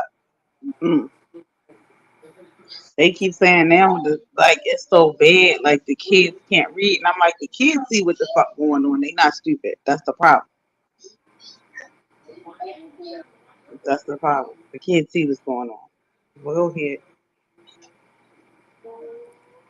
So now they want to mandate for leadership. The conservative promise restore revenue responsibilities for Title I funding to states over a 10-year period. OESE also currently mandates the federal impact aid program, which provides funding to school districts to compensate the reductions in property tax revenue due to the presence of federal property, such as those associated with a military base or tribal lands. Eliminate impact aid not tied to students. Move student-driven impact aid programs to the Department of Defense Education Authority or the Department of Interior Bureau of Indian Education. Transfer all Indian education programs to the Bureau of Indian Education. The DC Opportunity Scholarship Program, which provides vouchers to low-income. What's good with you, Michael? Peace. What's good, Alcaton? Let me see what I say. With vouchers to low-income children living in the nation's capital, appropriate to hold up. All right, I want to get to the other stuff, the Christian values. All right, to the extent of the law.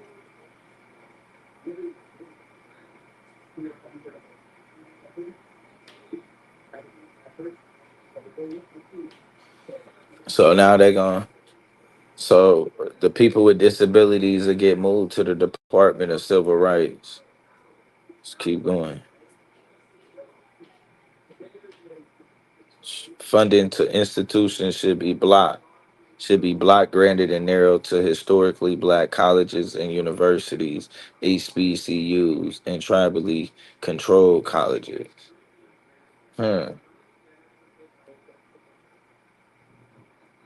Move programs deemed important to our national security interests to the Department of State.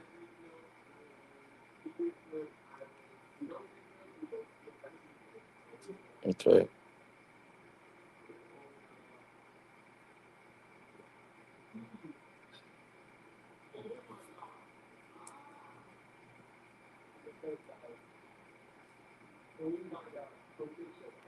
So now,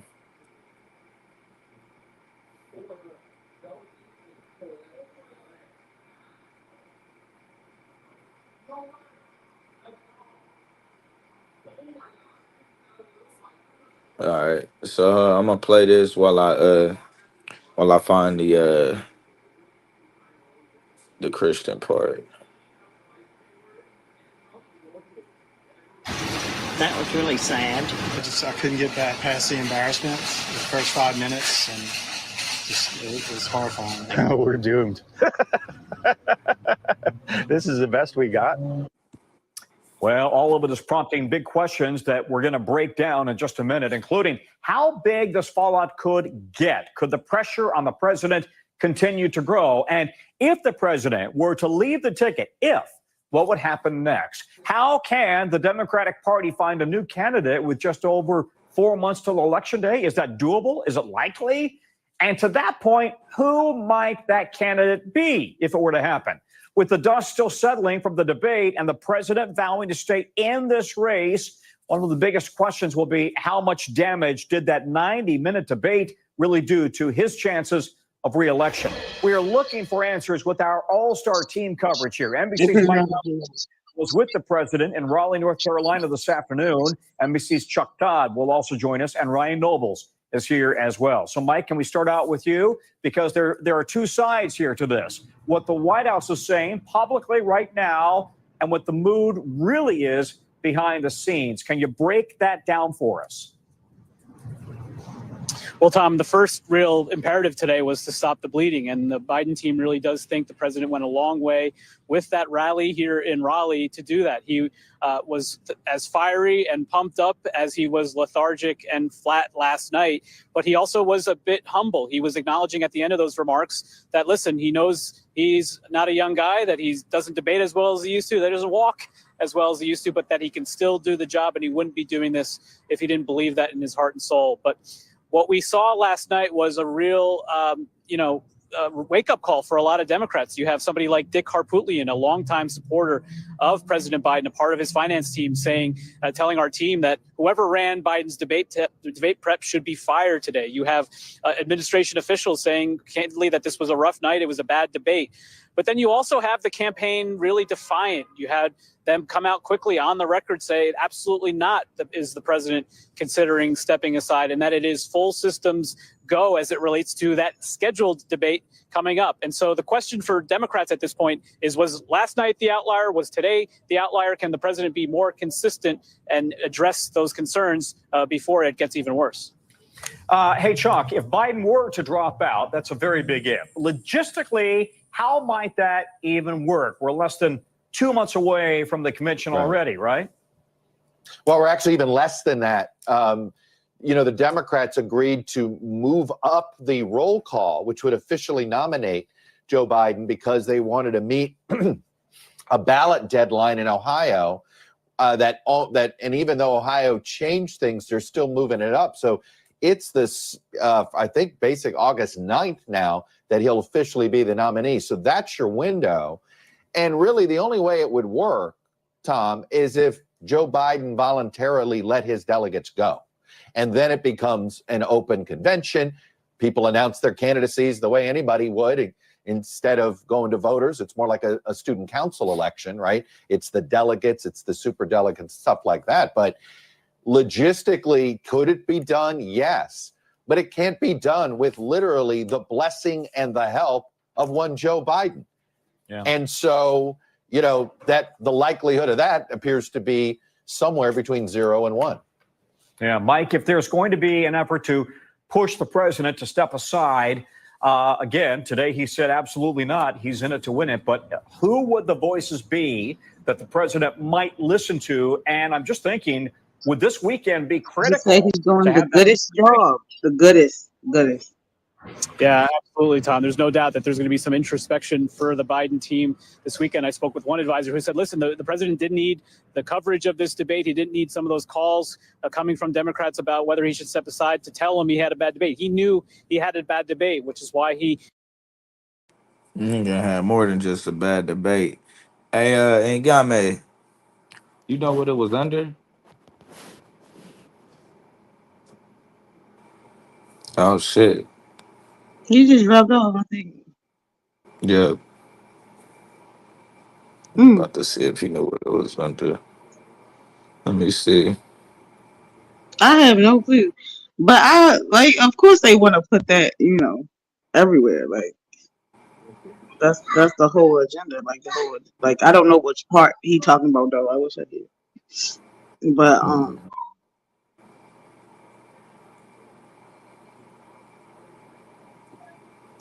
But yeah, it's gonna be hard to stop they plan. It's gonna be hard to stop they plan when they you gotta have a this whole crazy. series about this because it's like 900 pages. So Yeah, for it's kind real. of hard to talk about it in one show. Even if you do like 5 hours, it's still not gonna be enough. Well, it might be. Nah, not at all. You said you still don't think so? Let me see. You said what? No, go ahead.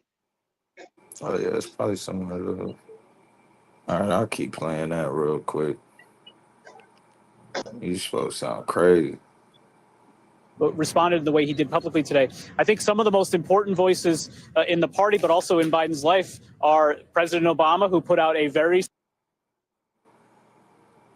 supportive tweet at an important moment today saying that, listen, I know a thing or two about bad debates, but he still is confident in the choice between somebody who is knows right from wrong and somebody who has lied through his teeth. And then you also had the First Lady who sent a message today with her attire. She came out in that black dress with "Vote" written all over it.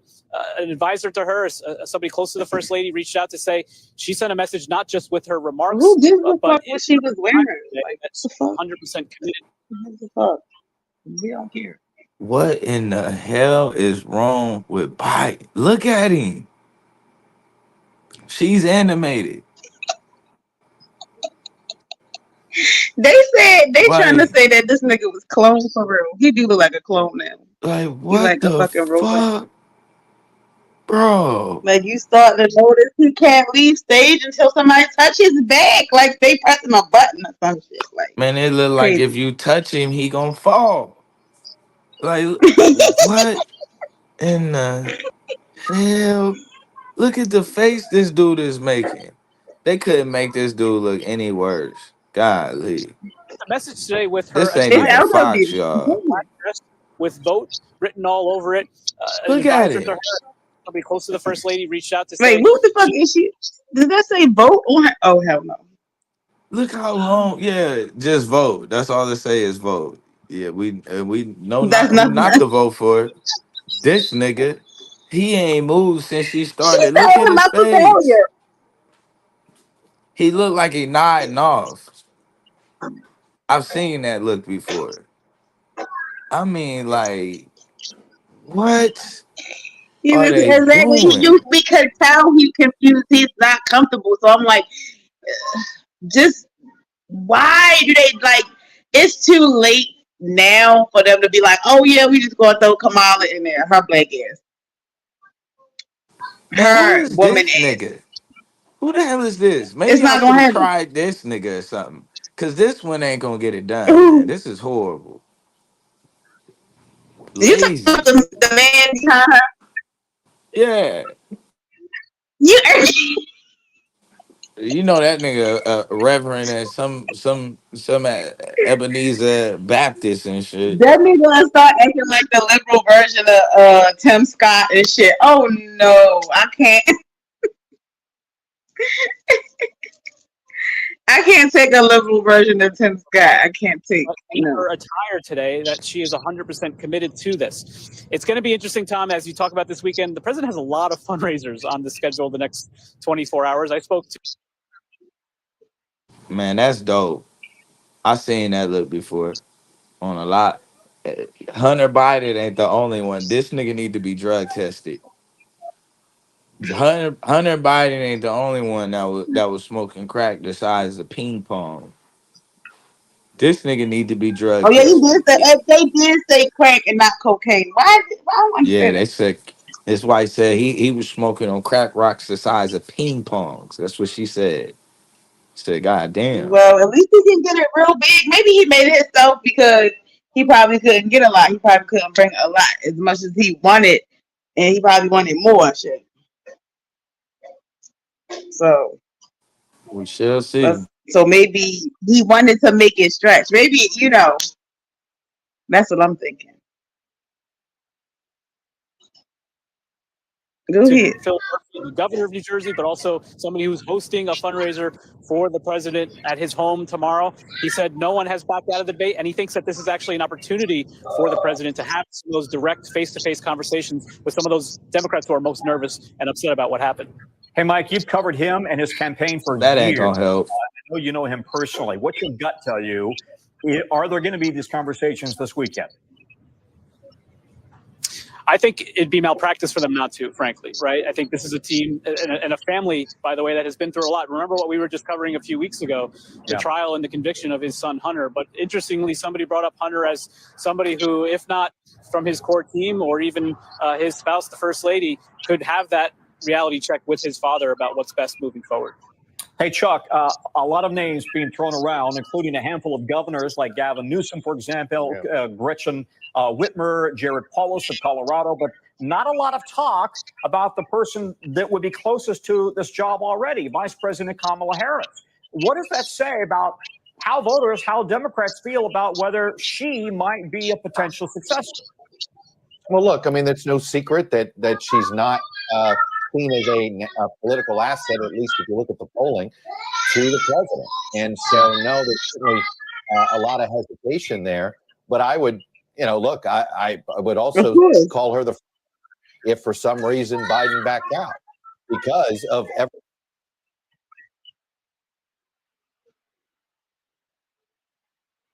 That's a whole East Indian.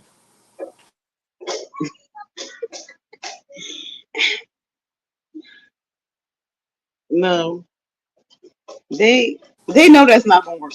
They doing this on purpose. I'm telling you, this is a plan, child. They want Trump in there. They want to get rid of everything at one time. That's a whole East Indian right there. You see that? You see the sister right behind her? That's a black woman. Sometimes she talk like. Sometimes she sound like the young version of Biden. Sometimes she just say anything like she on coke too. Man. Oh, we gonna get her She quotes because she horrible. We gonna get her quotes. Please believe that. Right. This has been the Biden-Harris ticket. One could argue that financially, she would have the biggest war chest because she would already inherit this large financial power there. So the reality is, if this somehow all happened, okay, and we are in deep fantasy world right now on that front. I'm not saying there aren't real conversations taking place, but if this were to happen, the reality is she'd be the front runner because this is not an outside game. This is an inside game. Yeah. Let's bring in Ryan Nobles here really quick. What? Yeah, you lie to yourself if you want to. Like y'all ain't running against Trump. This nigga said it's an inside game. Okay. Take that approach then. Quickly, I got two thoughts for you, and you riff on them. Number one, he looked really good this afternoon, but he was with a very energetic crowd of people who want him to succeed, and he was on teleprompter. Number two, what you cover Capitol Hill, you cover the Congress. What's the impact for the Democrats on Capitol Hill? What are they worried about right now in terms of re-election? So to your first point, yes, he seemed a lot better today than he was last night, but maybe a quarter, maybe even less of the viewers that saw what played out last night saw that speech today. So it's just not as big an audience. As I've talked to, said that he needs to do all of that to try and fix what happened last night, but that's going to take a lot of work to get to that point. In terms of what I'm hearing on Capitol Hill from these lawmakers, there's a difference between what they tell me when the camera's in front of them versus what they're saying privately. There's a lot of Democratic operatives, a lot of Democratic members that are just straight up worried about what the next couple of weeks are going to look like. But I do have to say, being on Capitol Hill today, we did see them start to circle the wagons a little bit. And I'll show you a little bit of what we collected today. Should he step aside? Focus on substance. We have a workhorse on behalf of the American people. We got a show horse that's trying to get him out of office. A good man respects the Constitution. It's breaking up so bad. Not a bad night. So a couple of things about this, Tom. Almost all of them told us they thought that Joe Biden had a bad night. They weren't afraid to say that, but they also said that they think he can recover from this and that ultimately he'll be okay and that they're going to He had a bad day. He had a bad day. Hold on, but this is what they want to try to run it with. Let's check out old Kamala. Let's check out Kamala. Everything that the government do is evil. They know damn well they need to let this man retire. 9 a.m. to 10:45 a.m. on most weekdays. Since the debate, there's been an even bigger focus on VP Kamala Harris. We heard from Donald Trump at the start of the program, who believes he'd be up against her. Let's listen to what she's had to say recently. No, Taraji. Now, you know I wouldn't do that, especially not to a fellow bison. The real HU, you know, what's on your mind? Oh, Madam VP Harris, I'm worried about the election. Women's reproductive rights are on the line. Our Supreme Court is on the line. Our basic freedoms are being tested, Madam VP. I know you've been traveling across country. What are you hearing? Yeah, girl, I'm out here in these streets. And let me tell you, you're right, Taraji. There is so much at stake. The majority in freedom and equality. But these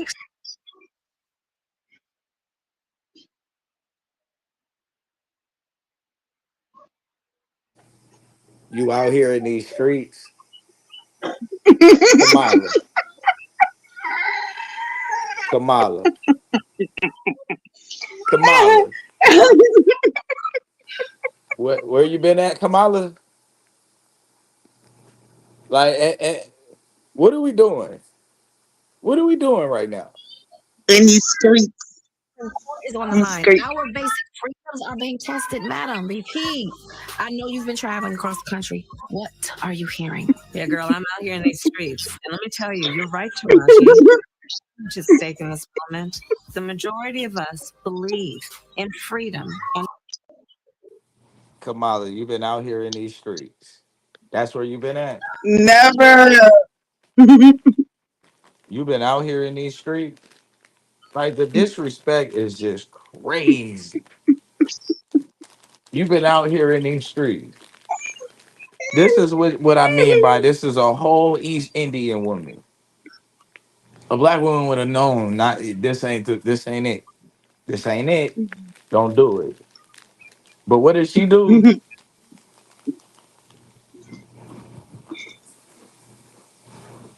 This what she think about it. This is not even her worst. Okay, this is not even her worst, and you know that. Oh, we're gonna get there. tested, madam. Repeat. I know you've been traveling across the country. What are you hearing? Yeah, girl, I'm out here in these streets. And let me tell you, you're right, Taraji. There is so much at stake in this moment. The majority of us believe in freedom and equality.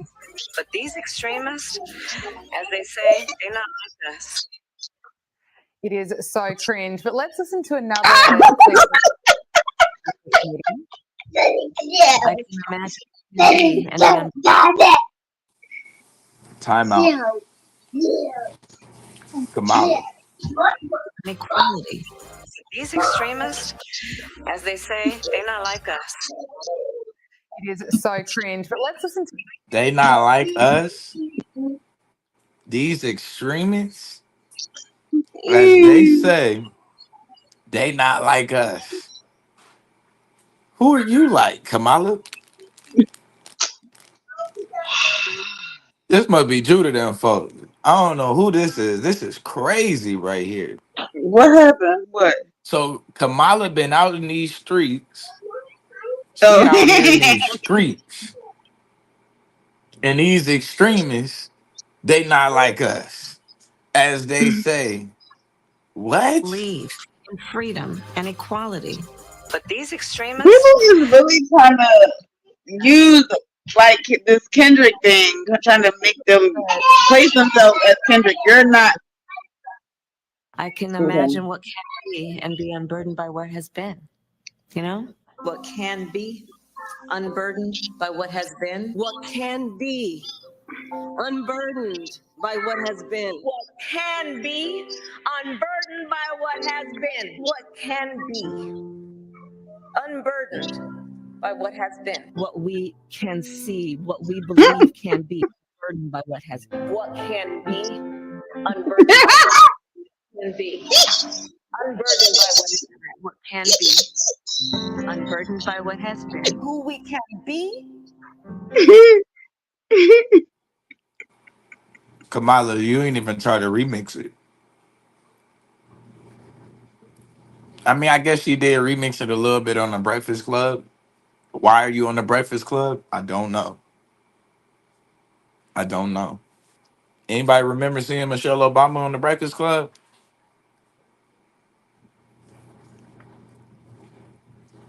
I don't. Wait, I've never seen that fucking one. I'm dead. I thought you was gonna play the one where she was talking about the coconuts, but Hey, let's tap in with Kamala. She in the streets, y'all. wait, you gotta remind me that I'm fucking dead. It can be unburdened by where we have been and unburdened by where we are right now. What can be unburdened by what has been. What can be unburdened by what has been. What can be unburdened by what has been. Well, actually saying that, Brad. What? I've probably heard her say that 1,000 times at this point. I still have no idea what it's supposed to mean. I mean, but look, I have to say that Kamala is just cringe personified. She literally in the first clip you showed, put on a fake black accent that she does not have. Talking about, I've been out in these streets.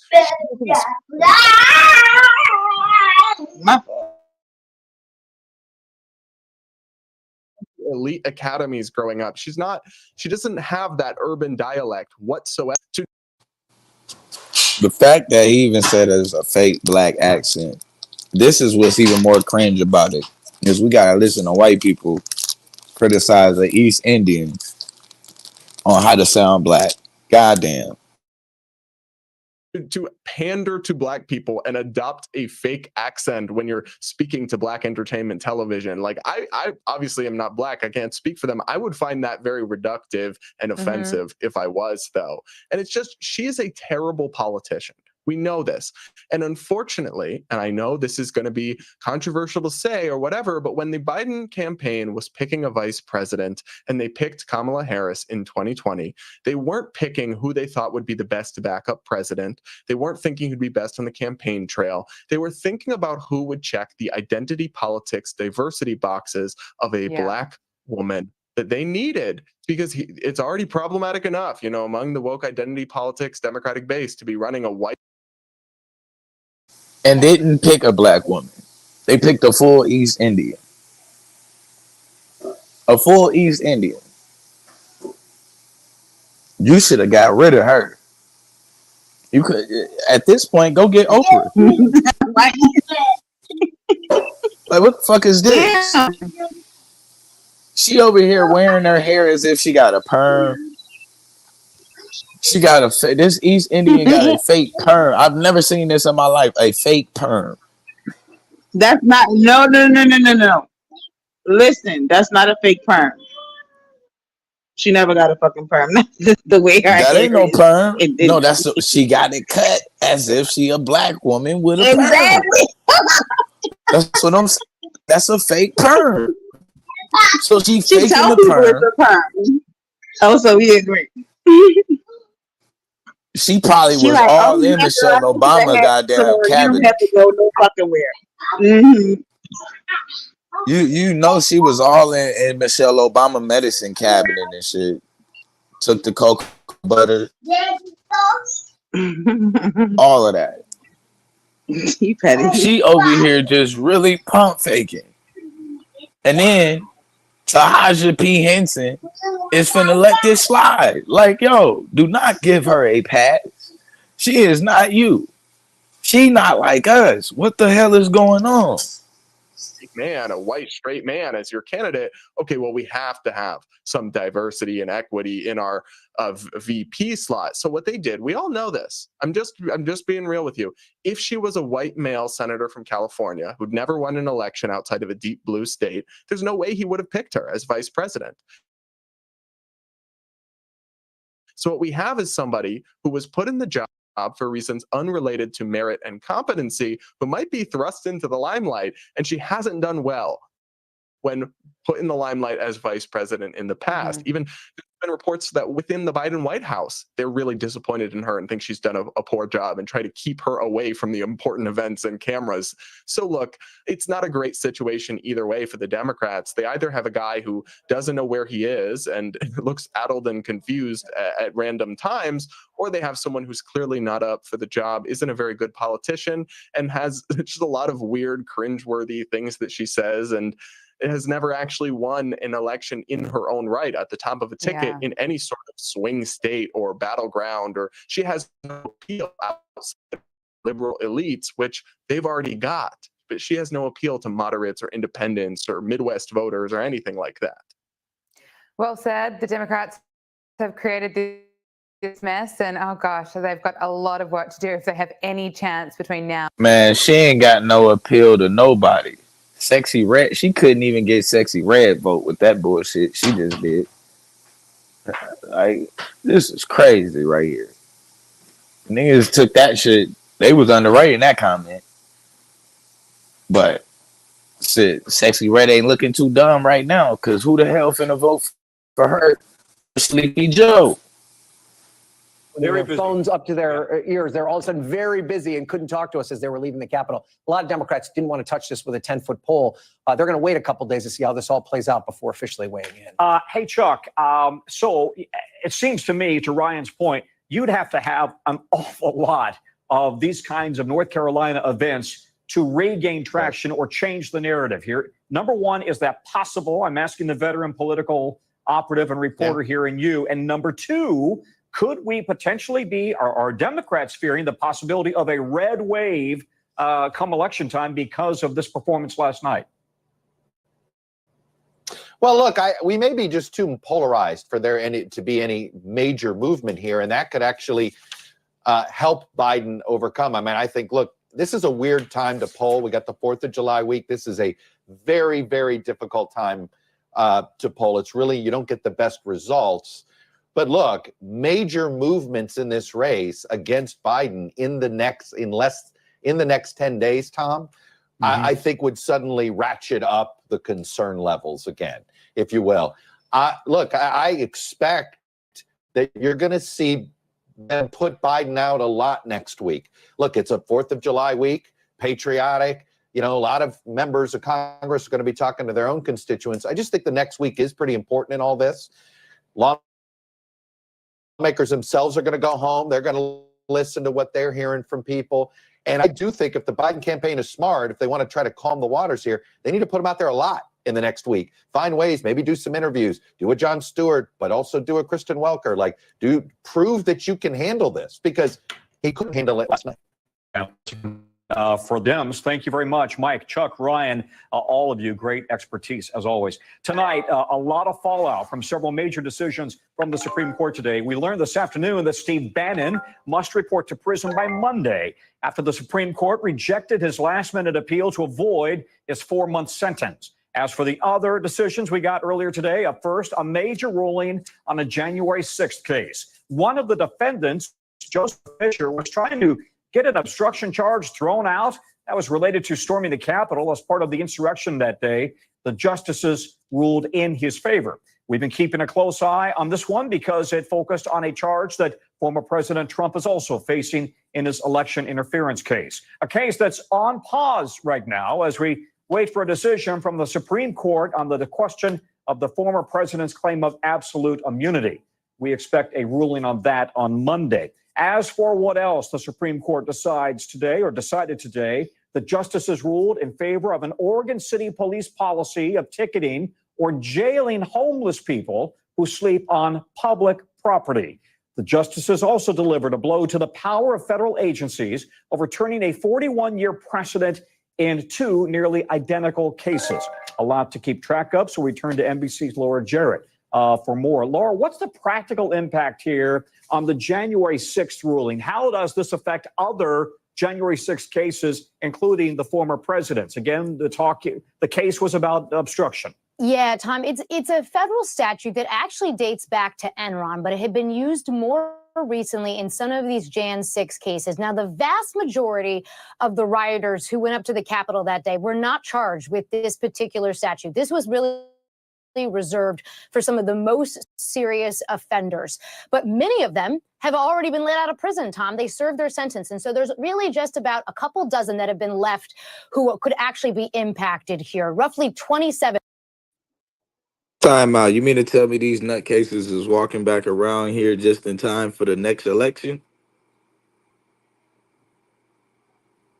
These nutcases is back walking around. They got all but 12 of these nutcases got out just in time for the next election. Wow. Good job. And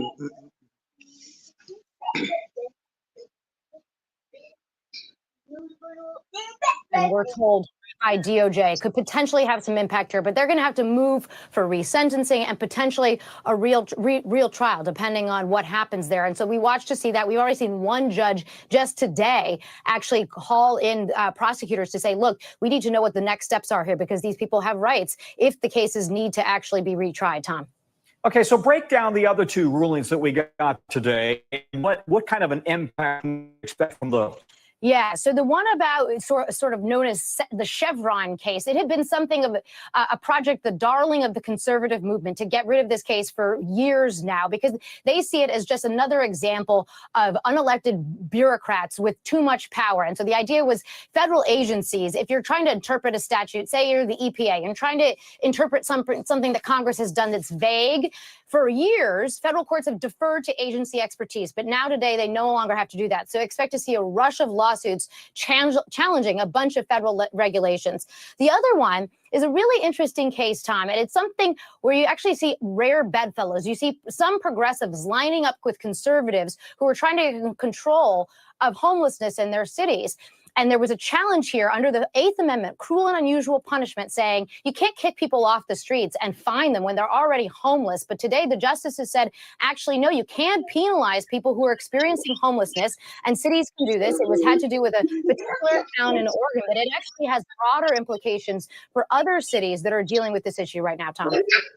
Okay, and Monday, They are very big desperate. day. What are the Last but tea not leaves? They are Yeah, talk desperate. about what you're seeing in the tea leaves. Go here. The fact that they have waited to the very last moment, they have gone into July, which they never do, shows me that they are really conflicted about this. And it'd be really interesting to vote tally lines up here, Tom. I would imagine it'll be from the Chief Justice, but maybe it'll be unsigned per curiam opinion we've seen before. Obviously, they have to decide if he's immune, but they also have to decide this case for the ages, as they say, for all presidents going forward. And so you might see a situation in which they make a new rule and then send it back to the lower courts, which will, of course, delay this, Tom. You know, you said divided, but the cynic would say, no, this was a deliberate delay to delay this decision. I understand that perspective. I don't have any reporting to suggest intentionality on it, but I will let our audience read into it what they will. Okay, Laura, thank you very much. Hope you get a good long weekend for yourselves. Going overseas now to Gaza, where there's some breaking news. We are just now learning that aid dropped off on an American-installed pier, millions of pounds delayed for weeks, has finally started moving deeper into Gaza. That after we learned the pier itself was again taken out of service. The pier has been operational for just a handful of days I since can't it was believe completed okay, back so I was in put to May. that goddamn pier and then they destroyed it. While that piece of military equipment in limbo, the U.S. is moving other assets to a different part of the region, near Lebanon and northern Israel. NBC News exclusive reporting says that the U.S. is preparing to potentially evacuate thousands of Americans living in Lebanon amid fears that full-on war is about to break out between Israel and Hezbollah. And why do they keep lying about that? Lebanon was really tearing their ass up. Why they keep lying about that? What do you talk about? They keep they've been lying about this forever. May not be allowed to be reinstalled. Okay, been lying about that.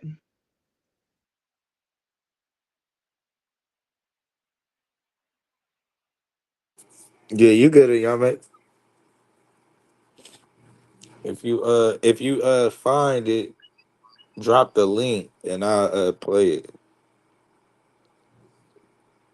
I actually just pulled up something. Yeah, what is this? The guy, yeah, that's just like how they allowed that shit to happen in the first place, just so they can have a reason to even go into the strip. All of a sudden, they ain't nobody paying attention to that part of the border and all of that. It's ridiculous.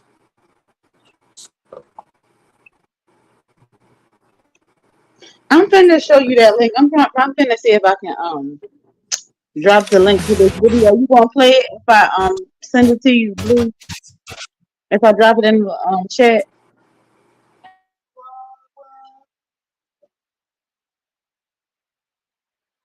Blue, you breaking up, bad. And the video chopping. So we can't hear. You see we had a quote there. Yeah, We still can't hear. when watching Biden there on the tarmac, what to you, and also how big is this ABC friend there at the New York Post, A.G. Gankarski? He joins me. A.G., good to see you. Hope you had a good 4th of July here. I guess my first question, what do you hear when watching Biden there on the tarmac? What struck out to you? And also, how big is this ABC interview? How much is at stake? Well, I'll take those questions in turn, Andrew, and thanks for having me on again. Yeah, of course. Regarding the first question, there was just way too much meta discourse in that. It was Biden talking about whether he can actually serve, whether he should be on a ticket, whether a succession plan. He took a page from Donald Trump and talked about some fake news, saying the media was wrong about their speculation. All of those are a bad look. And regarding his interview tonight with George Stephanopoulos, I mean, that's a layup. That's a pre-tape. If he can't acquit himself well there, if he can't make his case there, he's not going to have another opportunity. He spoke in Wisconsin today, had a few gaffes despite a teleprompter speech. Supposed to speak to the National Education Association, but that speech was canceled because of a strike in Philadelphia. Right. So a lot of his writing in this interview, I don't know if it's going to, quite the groundswell of questions about Biden. Senator Mark Warner from Virginia, he's looking to get Democratic senators basically engaged.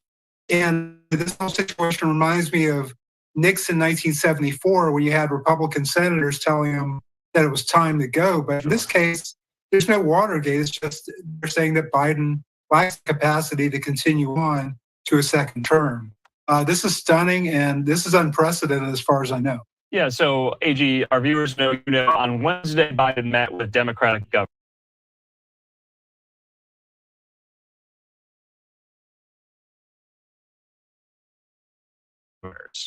virtually and in person. Everyone but Tony Evers there. Evers introducing him on the stage in Madison today. After that meeting, the alignment seemingly formed amongst those governors that the course would be remain. That's what they wanted to do. They didn't call for him to drop out. They acknowledged that it was a bad debate, and they said they're moving on. But we're getting a statement in from Massachusetts Governor Maura Healey. She's a top Biden surrogate as well. She issued a statement today, 2 days after the meeting with the governor. She said this: President Biden saved our democracy in 2020 and has done an outstanding job over the last 4 years. I'm deeply grateful for his leadership, and I know he agrees this is the most important election in our lifetimes. She says the best way forward right now is a decision for the president to make. Over the coming days, I urge him to listen to the American people, carefully evaluate whether he remains our best hope to defeat Donald Trump. She says, whatever President Biden decides, I'm committed to doing everything in my power to defeat Donald Trump. So, please, Governor. Oh, yeah, absolutely. And in Massachusetts, that's a state that Democrats almost always win. So for the governor of that state to come out and say, well, maybe Biden should consider it a ticket, which is what she said in words, is telling. It basically speaks to the crisis of confidence that Democrats all levels seem to have with the president right now. There are other flexible.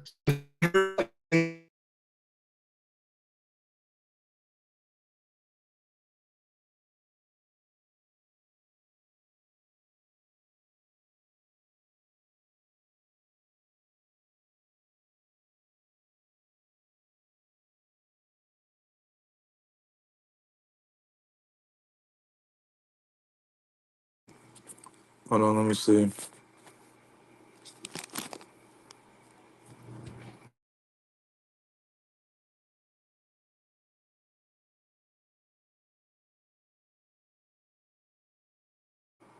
Oh, okay, I got it. Here we go.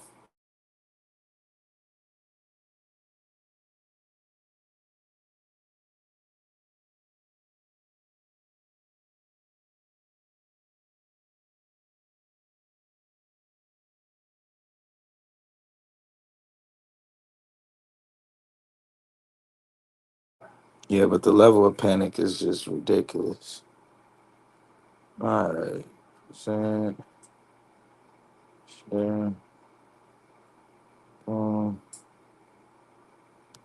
Tired. Audio.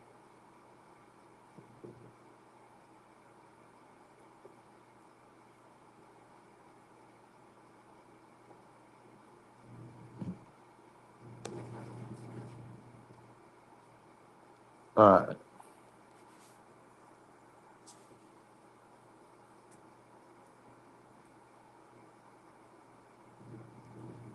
Can get a job. That's not what Democrats want to be, obviously. They've wanted to turn this election to a referendum on Donald Trump and rewrite the 2020 playbook. But in this case, with Biden's being an issue, we talked about this on debate night too. I mean, we talked about the style and the presentation of the president debate because it was so stunningly bad, especially that first third. And, in retrospect, it doesn't look like their excuse to use need from that moment to enable, and I don't think it's going to be able to politicians who more than others.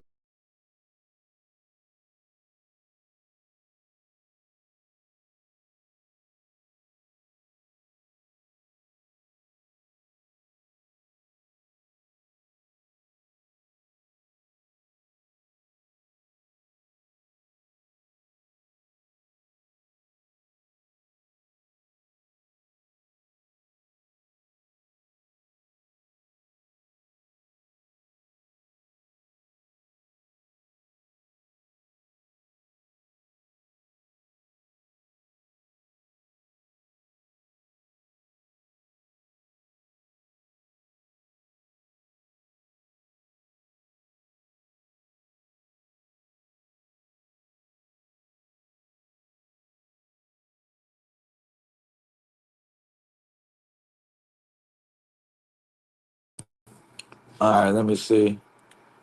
I just did something different. I don't know why it's acting like that.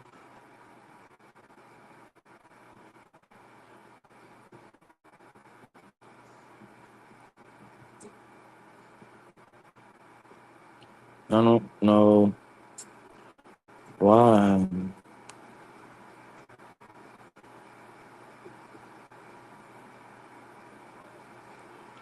All right, I got you. I got you. Share screen. Ooh, let's try this shit again. Spin again. And I'm going to spin again.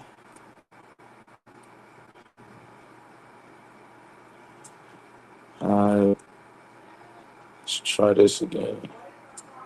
I don't know why it's acting stupid.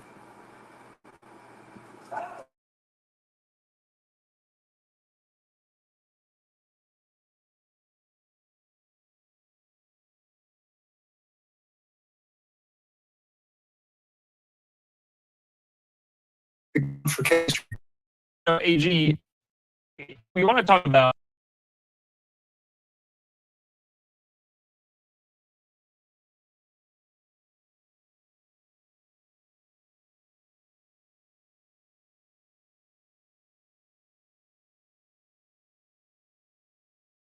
And she is, as she should.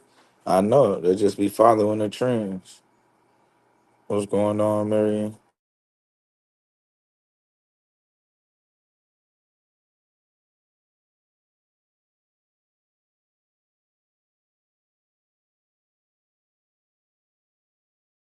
whether or not the Biden White House, the Biden campaign are on the same page about the explanations for Biden's debate performance.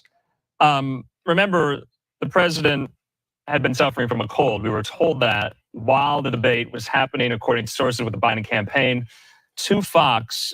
Now, I thought this was interesting because a White House spokesperson is confirming the president had a checkup in recent days in the wake of the cold after the debate performance. But the very nature of whether he was checked out by a doctor after the debate was called into question. Karine Jean-Pierre at a White House briefing earlier this week said the president hadn't had any medical exams since his annual physical in February. And then, according to Senior Deputy Press Secretary Andrew Bates, Whoever threw Biden under the bus need to be fired right then. He need to be fired. But let's keep going. He clarified and said several days later the president was seen to check on his cold and was recovering well. So it's just like very minor details like that.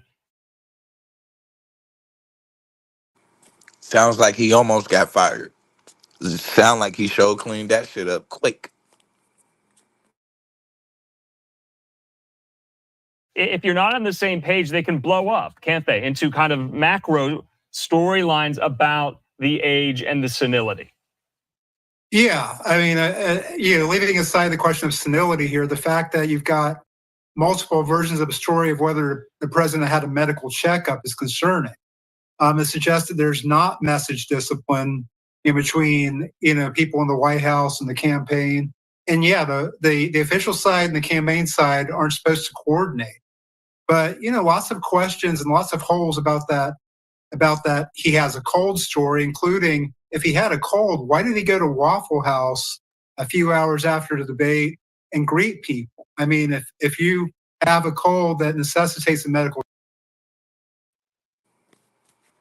That was pretty reckless. You walking around with a whole cold, just giving people colds at a Waffle House. You ain't shit.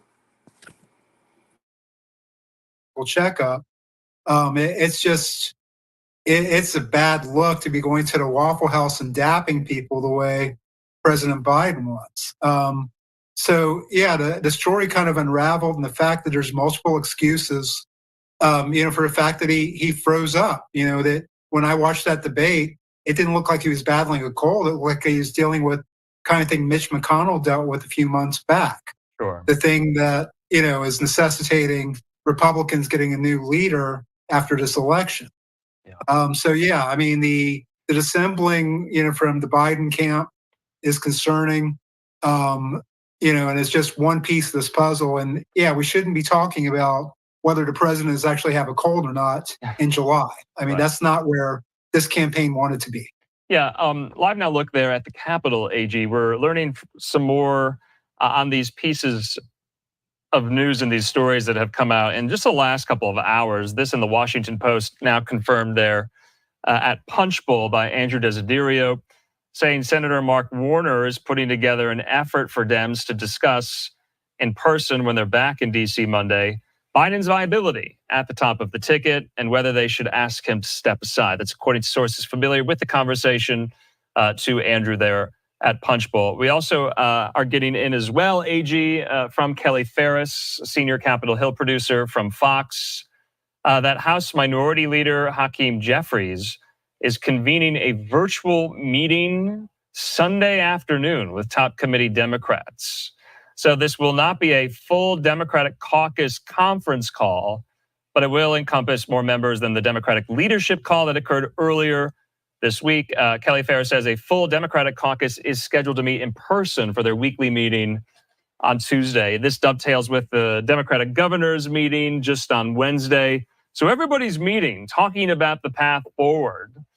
But if after those meetings, all of these Democratic leaders say, we're staying on this path, we're remaining with Biden, he's our guy, what's the point? I don't think they're going to issue a statement ever that says President Biden get out of the race. That would be politically catastrophic. But what clearly is happening is, people. To some of the questions surrounding former President Trump, who has been, in the estimation of a lot of people who have covered Trump for years, very disciplined as of late because he hasn't said that much. He's been utterly silent. He's going to have some campaign rallies next week in Florida and Pennsylvania. He issued kind of a lengthy diatribe on 4th of July yesterday on Truth Social. He also issued this Truth Social post. Smart man. He know. As long as he don't say shit to fuck it up, this is his race to win. I'd be quiet as shit too. I'd be quiet as a mouse. As long as every time you see me, I look alive, I'm good. That's really all that matters. Every time that you look at me, I look alive. Outside of that, hey, I'm keeping my mouth shut. Trump ain't saying nothing to fuck it up. No, he ain't finna talk himself out of an election. Not this time. Not this time. I'm talking about on hush mode right now. Crazy.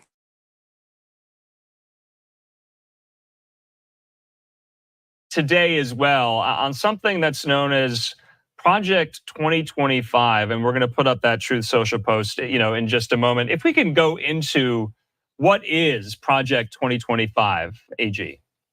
Yeah, Project 2025, it's a policy book from the Heritage Foundation, the conservative think tank. There's all kinds of proposals in I wonder what kind of heritage. it, from phasing out the Department of Education, to making the Justice Department more subject to the executive branch's whims. Abortion restrictions such as the banning of a pill use for procedure. There's something for everybody in that. Making it easier to fire people from federal employees. So these are big issues. But the understanding that I'm getting from Trump world, I've talked to a couple of senior advisors to the campaign today, and regarding that tweet you've got on the screen, that advisor said that Trump speaks for himself with this, and he basically is not categorically accepting this Project 25 conservative wish list from Heritage. I'm hearing other things too, like Heritage people might be out in the cold in the Trump administration, and this is something that we learned in 2016, 2017, 2018, 2019, and 2020, is that Donald Trump is not a doctrinaire conservative. When the pandemic happened, he spent heavily federally, suspended student loans, a lot of programs that distributed money to people for various reasons. He definitely ran up the debt. He didn't make moves to actually streamline government in the way that conservatives have wanted for decades, because a lot of these proposals that are being floated by Project 2025, they've been around since the 1980s. Okay. They're movement conservative gospel. Sure. And the sense I get from Trump world is that they feel like Heritage and their allies were trying to hijack their campaign. That's winning in many polls. And this Project 2025 messaging from Democrats is not new. Okay.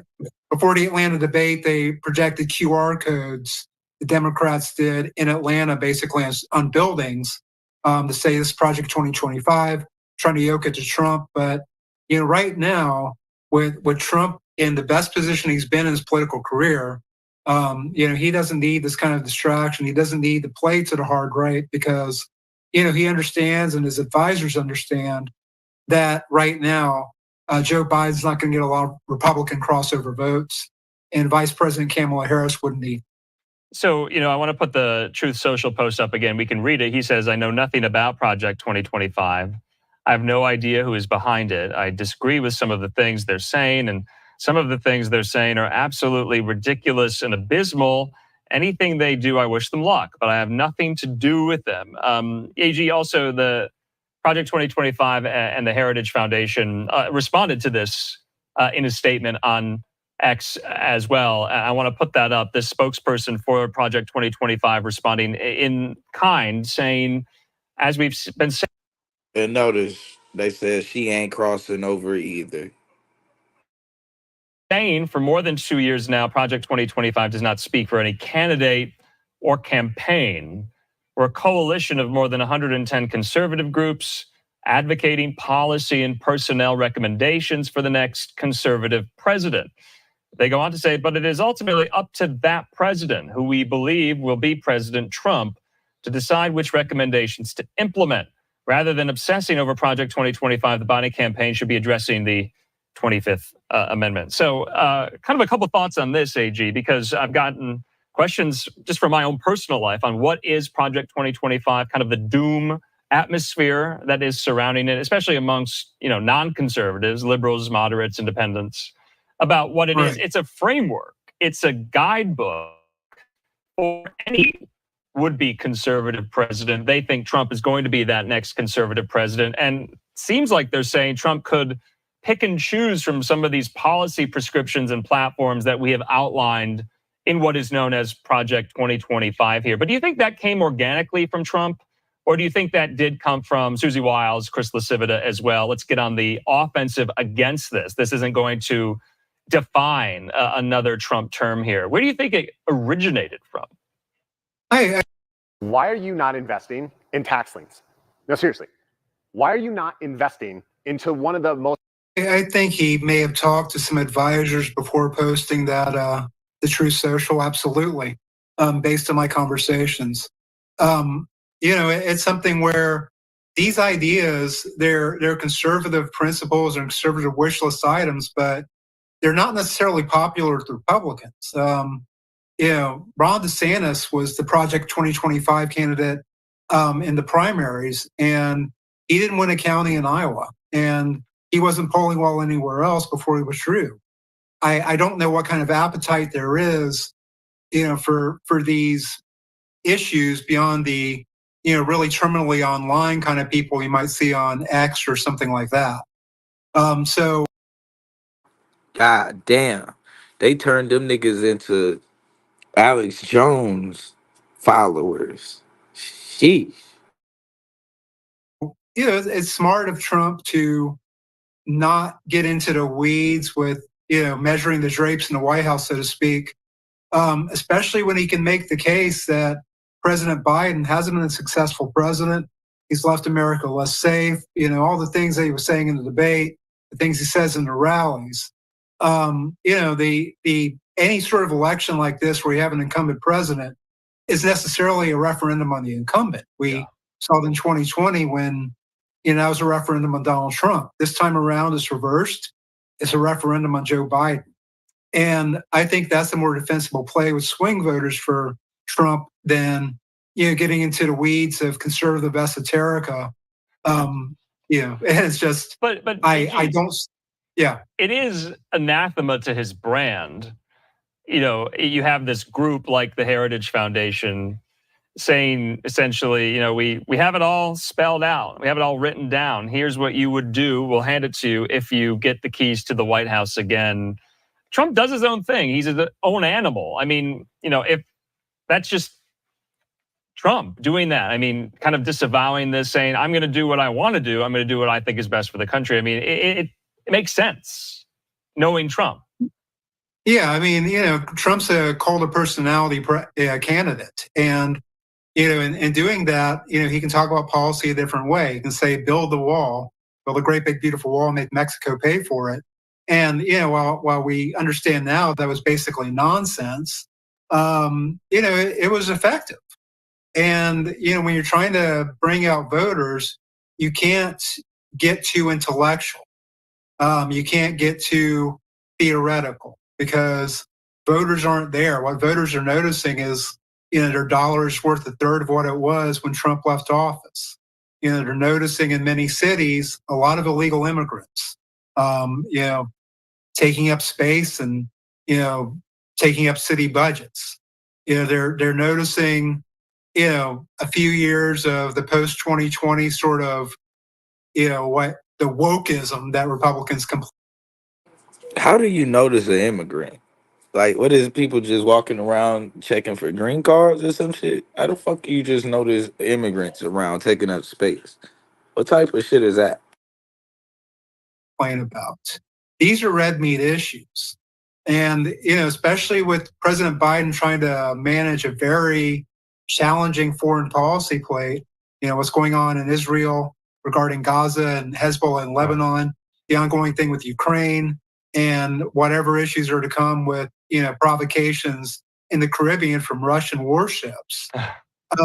This is a time where Donald Trump should make this a referendum on Joe Biden and ask the question: are you better off than you were 4 years ago? Most people, unless they're having their student loans forgiven or something like that, are not. All right, and that is the case that the Trump campaign will make through November. All right, AG Gankarski, as always. And through November, the operative words there, it's still a while. We got 4 months to go. It's going to be a long summer. AG, always fun talking politics with you. Have a good weekend. Thanks for having me on. You too.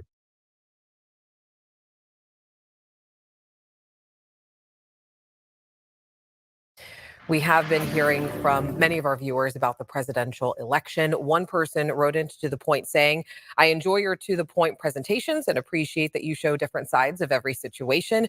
I see a lot of media coverage about Biden, but question why no one is reporting Trump's comments. Please explain to the American people what Project 2025 is all about. We also had another viewer that wrote in saying, please stop the Biden bashing. Please cover Project 2025. Well, we heard you. So tonight, ABC 10's Becca Habegger is explaining what Project 2025 is and where it came from. What is Project 2025? Well, basically, it's a 900-plus page plan to overhaul the U.S. government, meant as a roadmap for the next conservative president. It was developed by the Heritage Foundation, a conservative think tank, as something for Trump to consider, though we should point out Trump has stated publicly he is not directly connected to this plan. More on that soon. Project 2025 has 4 so-called pillars: policy, personnel, training. Why would they say he has said he is not directly connected to that plan? As if there could be another connection that he has to it. Did you notice that? That was pretty biased, but whatever. And a playbook for the first 180 days of the next administration to be written later. Now, the policy recommendation reads like a conservative wish list. They address immigration, including a border wall. While they don't ban abortion, they do call for taking mifepristone, the so-called abortion pill, off the market, among other abortion-limiting measures. The policy also calls for stronger military, removing diversity initiatives from the Pentagon and reinstating service members who were kicked out for not getting the COVID vaccine. It addresses tax and education policy, overall aiming to defeat what it calls the woke agenda. Here's the president of the Heritage Foundation on Fox News this week. Not the woke agenda. We are, if President Trump wins and he elects to use some of the plans of Project 2025, again, totally his choice, we are going to close the border as a country. We're also absolutely going to end the Department of Education if President Trump means what he says, and I believe he does, about that. The personnel section is where the big changes come in. Project 2025 would reclassify as many as 50,000 federal workers as political appointees, essentially at-will workers who could all be fired on day one of a Republican president's term. Now, in their place, the plan calls for an army of loyal conservatives, and it creates a presidential personnel database of approved people. Now, there's also a training program for prospective political appointees called the Presidential Administration Academy. It's free, and most classes are between 30 and 90 minutes, aiming to educate people on how to be government employees. So, who is behind Project 2025? Well, the Conservative Heritage Foundation lists 3 people as in charge of the project. All former Trump administration officials, and some authors of the plan are also former Trump officials. So what does Trump say about all of this? Well, last Friday on Truth Social, he wrote, I know nothing about Project 2025. I have no idea who is behind it. I disagree with some of the things they're saying, and some of the things they're saying are absolutely ridiculous and abysmal. Anything they do, I wish them luck, but I have nothing to do with them. President Biden has made this a big issue in recent days, saying Trump is, quote, trying to hide his connections to his allies' extreme Project 2025 agenda. The only problem, it was written for him by those closest to him. Project 2025 should scare every single American. Okay, so keep in mind, as of now, If y'all was really worried about that, you wouldn't even be the fucking messenger. this is only a plan drawn up by a think tank. It's not a law. It's not a bill. It's not even an official Republican Party plan. And if most of this was put into effect, it would almost certainly face immediate legal challenges. My new book, Keyboard Rich, How Anyone Can Earn 6 Figures from Home with a Simple Bookkeeping Business, has just hit the Wall Street Journal bestseller list, and I want to give you a copy for free. Hi, I'm Bill Von Fumetti, and I've helped over 7,000 regular people just like you start six-figure bookkeeping businesses.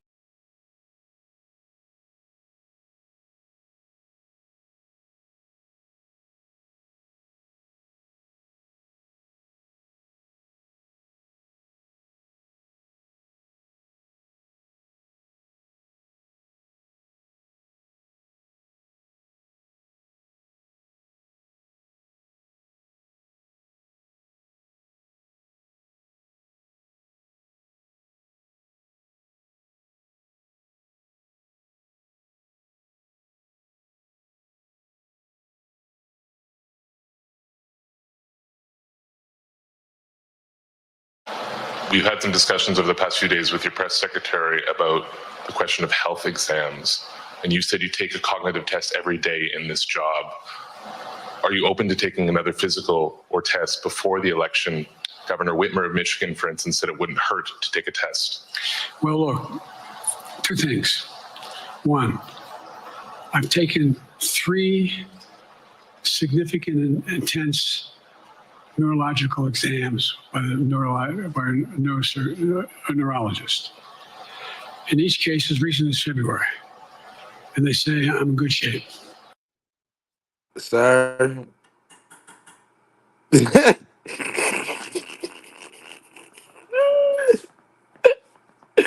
Somebody lying. You couldn't even get that bullshit out. And you just should have said yes. That's all you had to say. But instead, you showed us that you was lying while you was trying to lie. Okay? One, I've taken 3 significant and intense neurological exams by a neurologist. In each What is happening? The nigga brain just starts to shut down. This when I be thinking he's not gonna be alive much longer. It be looking like he can go any second now when this shit start happening. Look at his eyes when his brain starts.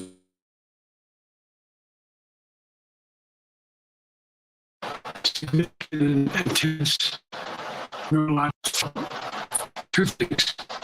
One, I've taken 3 significant and intense neurological exams by a neuro.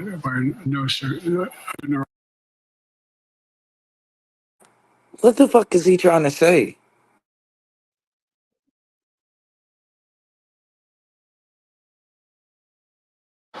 Neurological exams by a neurologist. In each case, as recent as February. And they say I'm in good shape. Okay? Although I do. You see a nigga open up his eyes like that and raise his eyebrows, he's fucking lying. He's lying. He's lying. They said you in good shape. What? Who the hell looked at your brain and said you was in good shape? Nigga, they didn't even have to do no type of intense neurological work. Whatever the hell he was trying to get out.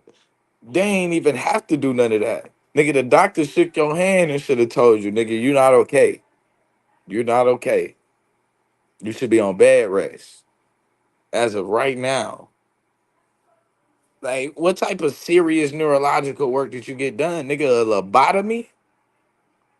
Like, that's the only thing I can see. What's good with you, Leonard? That's the only thing I can see. If we just gonna keep it real, this nigga had to have had a lobotomy. That's about as serious as it gets. This is crazy. And then they be trying to act like, nigga, we ain't supposed to believe this nigga is a goddamn clone. With shit like this, I see why. I see what's going on. Do have a little problem with my left foot because it's not as sensitive because I broke my foot and didn't wear the boot. But I'm good. I'm tested every single day. Biden, you are not good. You are not good. Only thing wrong with you, Biden, is that your foot fucked up because you ain't wear a boot. Hey, man. Hey, bro.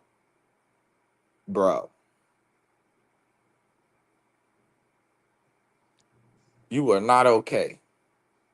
There's a lot more going on than just a fucked up foot, Biden. We can see that. Like, bro, this nigga right here, man. And they just rolled this nigga out again. About my neurological capacity to do decisions I make every day. You talk to my staff, all of you talk to my staff. Sometimes my staff talks a lot.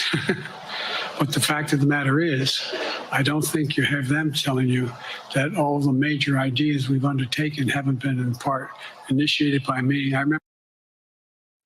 The nigga is not there right now consciously. He's just talking.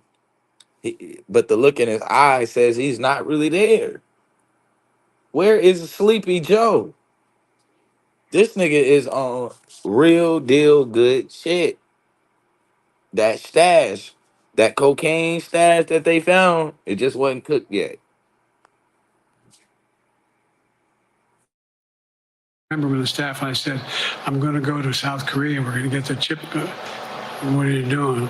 I'm going to get Japan and Korea back together again after essentially having hostilities toward North Korea. What are you doing? Staff and I said, I'm going to go to South Korea. We're going to get the chip. What are you doing? I'm going to get Japan. What in the fuck is going on? What is going on? Like, nigga, this is just debacle after debacle, but we supposed to believe that you competent? What neurologist told you you was okay, so I know where not to go, nigga? And Korea back together again after essentially having hostilities toward one another since. This nigga just lied and said, this nigga started talking to himself and asked himself a question. That nigga said, I'm going to Japan. I'm going to South Korea. What are you going to do? Nigga had to ask himself so he can remember why he going to South Korea. Oh, we know why you motherfuckers be going to goddamn Southeast Asia. I don't think you were supposed to tell us you was taking that trip. I remember when the staff and I said, I'm going to go to South Korea. We're going to get the chip. What are you doing? I'm going to get Japan and Korea back together again. Sure you are. You going to Southeast Asia. That's why they was like, what are you doing? They didn't even want you to even talk about this shit, nigga. We all know why y'all go to Southeast Asia, and it ain't got nothing to do with no getting Japan back together, nigga. This ain't got nothing to do with no getting Japan back together. This nigga is self-incriminating himself right now. Self-incriminating himself right now. Fuck is you doing in Southeast Asia, nigga? Even your staff want to know. What are you doing?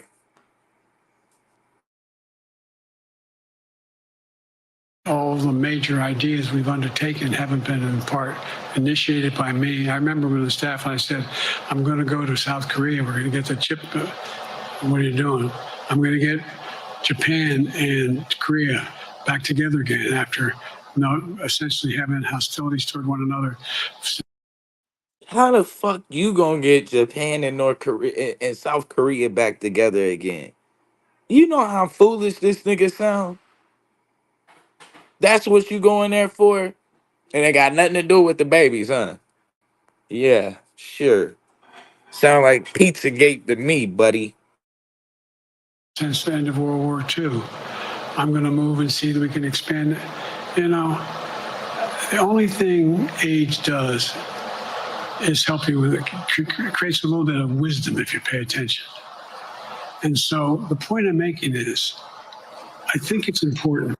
Why did this nigga just start talking with his eyes closed? Was he getting ready to go out? The only thing that age does, nigga, is just give you wisdom. Is that all age gives you? Is wisdom? Is you gonna really stunt like nigga ain't nothing wrong with you? Only thing wrong with this nigga is his fucked up foot, y'all. But let's listen. He just got a fucked up foot. That's all.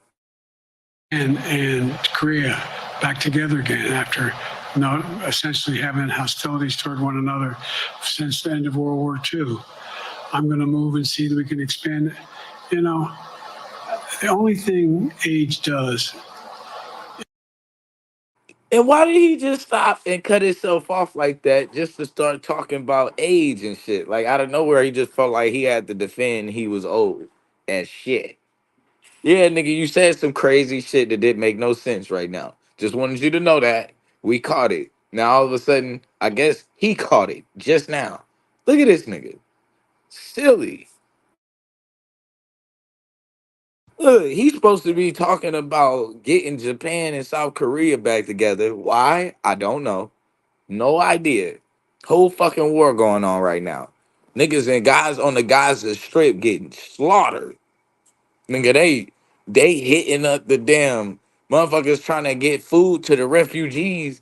They hitting up the passageways, nigga, so the food can't get through. Meanwhile, this nigga talking about a relationship and some beef between Japan and South Korea. Nobody even knew fucking existed. The hell is he talking about? South Korea and Japan? Another since the end of World War II. I'm going to move and see that we can expand it. You know, the only thing age does is help you with it. Creates a little bit of wisdom if you pay attention. And so the point I'm making is, I think it's important that if the neurologist tells me he thinks I need another exam, by the way. And mind you, this dude asked this dumbass nigga one question.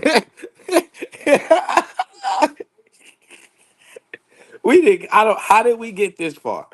He asked this man one question. Sir, do you think you're gonna need to if we need to get you to see another neurologist and the American people feel like you need to see another neurologist, do you think that you would get another one done? Instead of him just saying yes, somehow we talking about the relationship between North Korea, South Korea, between South Korea and Japan. Like this nigga finna eliminate.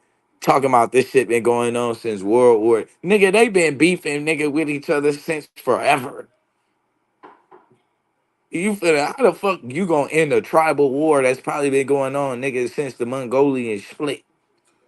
Like what the fuck is this dude talking about? Then he ain't answered the question yet. Got into now defending his old age. Then I guess it just finally hit him. Oh shit. I'm supposed to be answering the question that this dude asked me, ain't I? Yeah, nigga. Yeah. I've laid every bit of the record out. Hadn't a thing. You ought to ask Trump for his, okay? I laid it all out. And every single day, I'm surrounded by good docs. If they think there's a problem, I promise. Why every day are you surrounded by good docs, sir? Why? Why are you surrounded by good doctors every day, sir? That's a concern. Normal people who ain't got shit wrong with them but a fucking left foot ain't just surrounded by doctors every day, sir. That tells me you're lying. But let's keep listening to this dumbass nigga that don't know how to shut up. Exactly. The nigga just self-snitching. And all he had to do was just shut up and answer the question. Yes, I'll get another one. Promise you. Or even if they don't think it's a problem, they think I should have a neurological exam again, I'll do it. But no one's suggesting that to me now. And I'll ask you another question. No matter what I did, no one's going to be satisfied. Did you have 7 docs? Did you have 2? Who'd you have? Did you do this? How many times? So I am not opposed if my doctors tell me I should have another neurological exam, I'll do it. But that's where I am. Thanks for watching. Stay updated about breaking news and top stories on the NBC News app or But we supposed to believe that this nigga is competent.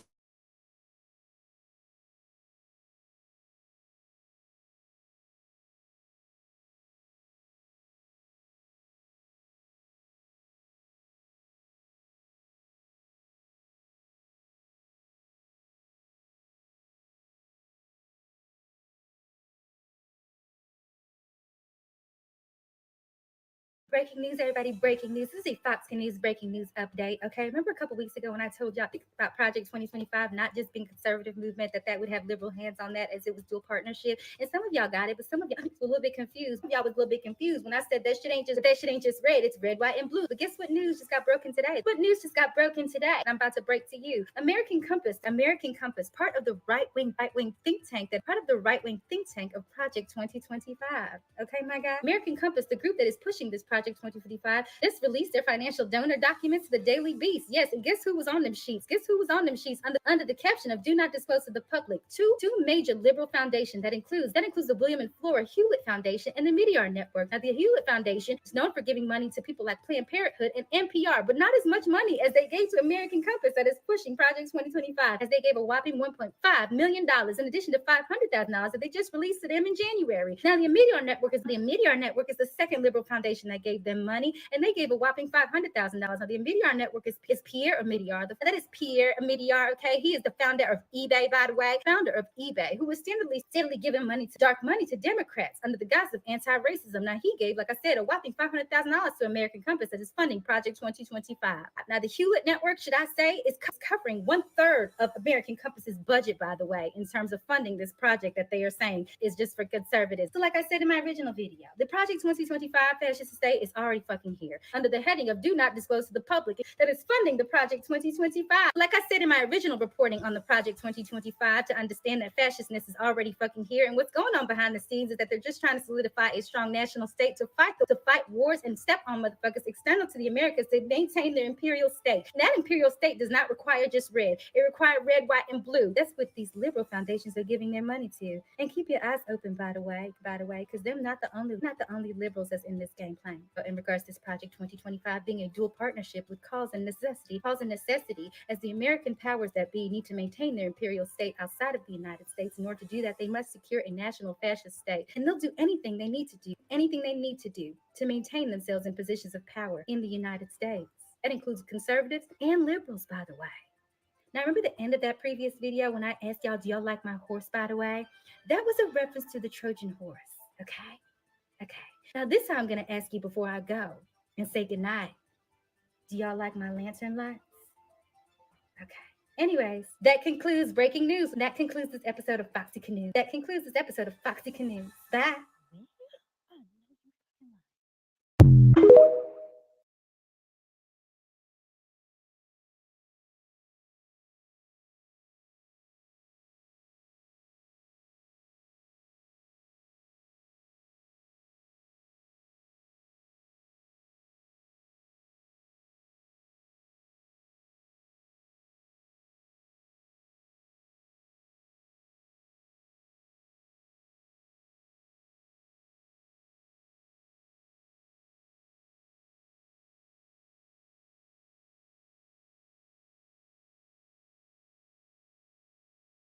Sign up for this workshop now and we'll teach you how money works and also how to manage money.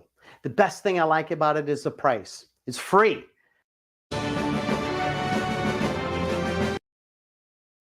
Hold on, y'all. I'm eating, so we're gonna just watch it real quick.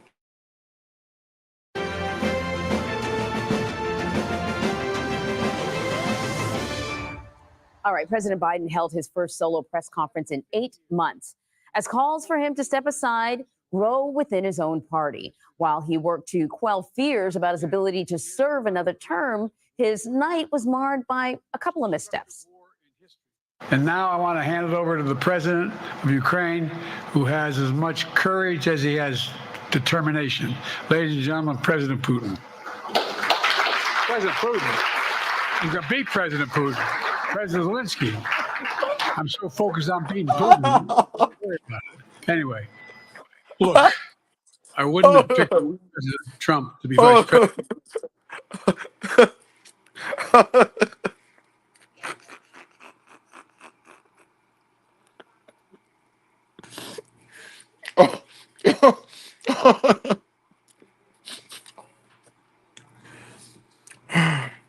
Hold on, man.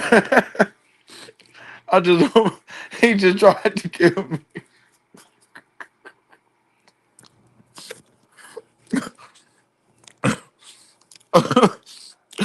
This man just tried to kill me, yo.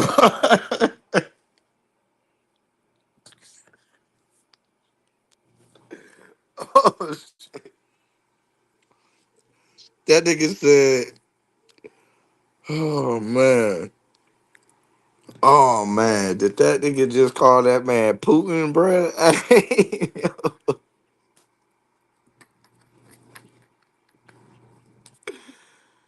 Hey, well, everything I love, man. This election is over, man. Hey, they gotta cut this shit for real. What is going? This nigga just tried to kill me. Damn, man. I just told you I was trying to eat. Hey, this. I did. I did not expect that one. Sheesh.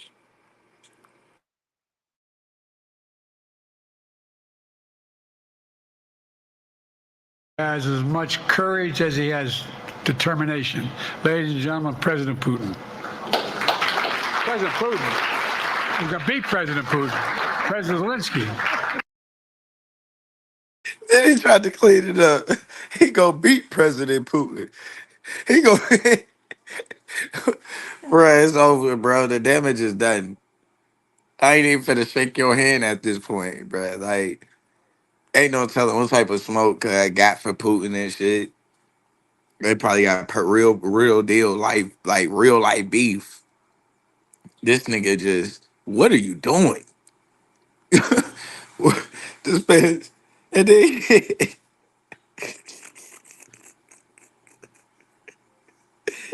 then he tried to fix it. Nigga, you can't fix that shit. It happened already. But this nigga said he done been to 3 different neurologists and they done told him ain't nothing wrong with him but his left foot. I don't know how neurologists tell you that ain't shit wrong with you but your left foot. But hey, let's go by what he said. I'm so focused on beating Putin, we got to worry about it. Anyway, look, I wouldn't have picked Vice President. I got to worry about President Putin. This is much. And now I want to hand it over to the President of Ukraine, who has as much courage as he has determination. Ladies and gentlemen, President Putin. President Putin. We're going to beat President Putin. President Zelensky. I'm so focused on beating Putin, we got to worry about it. Anyway, look, I wouldn't have picked Vice President. This nigga was trying to talk over the clapping and shit. Like, nigga, once the clapping starts, it's over, bro. Just move on. We've already got you. You can clean it up. You can try to show us that you caught it, but we caught it first. We caught it before you caught it. Get this nigga up out of here, man. Ladies and gentlemen, President Putin. President Putin. We're going to beat President Putin. President Zelensky. I'm so focused on beating Putin, we got to worry about it.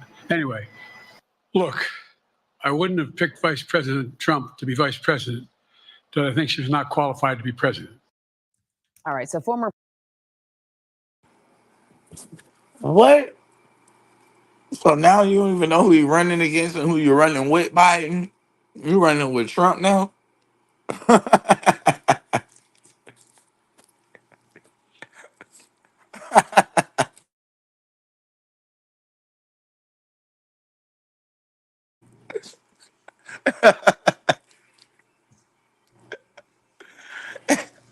Trump ain't shit.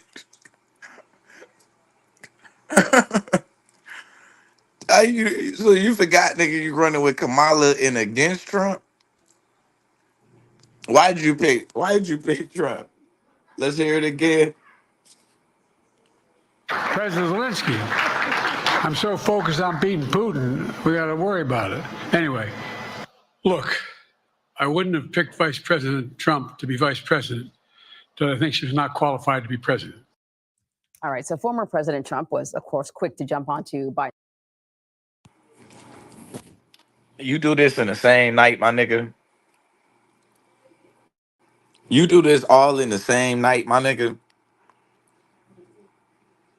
Like, I'm really, really struggling right now. Like, it's a struggle. I can see it. It's a struggle. This might be the lowest turnout for voters I've ever seen, like probably in the history of votes. They just like, fuck it. Fuck it. What we supposed to do?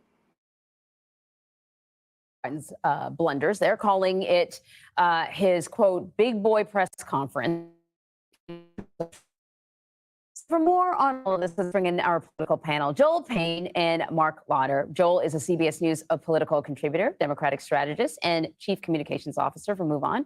And Mark is a former special assistant to then President Trump and former director of strategic communications for the Trump-Pence 2020 campaign. Great to see you guys.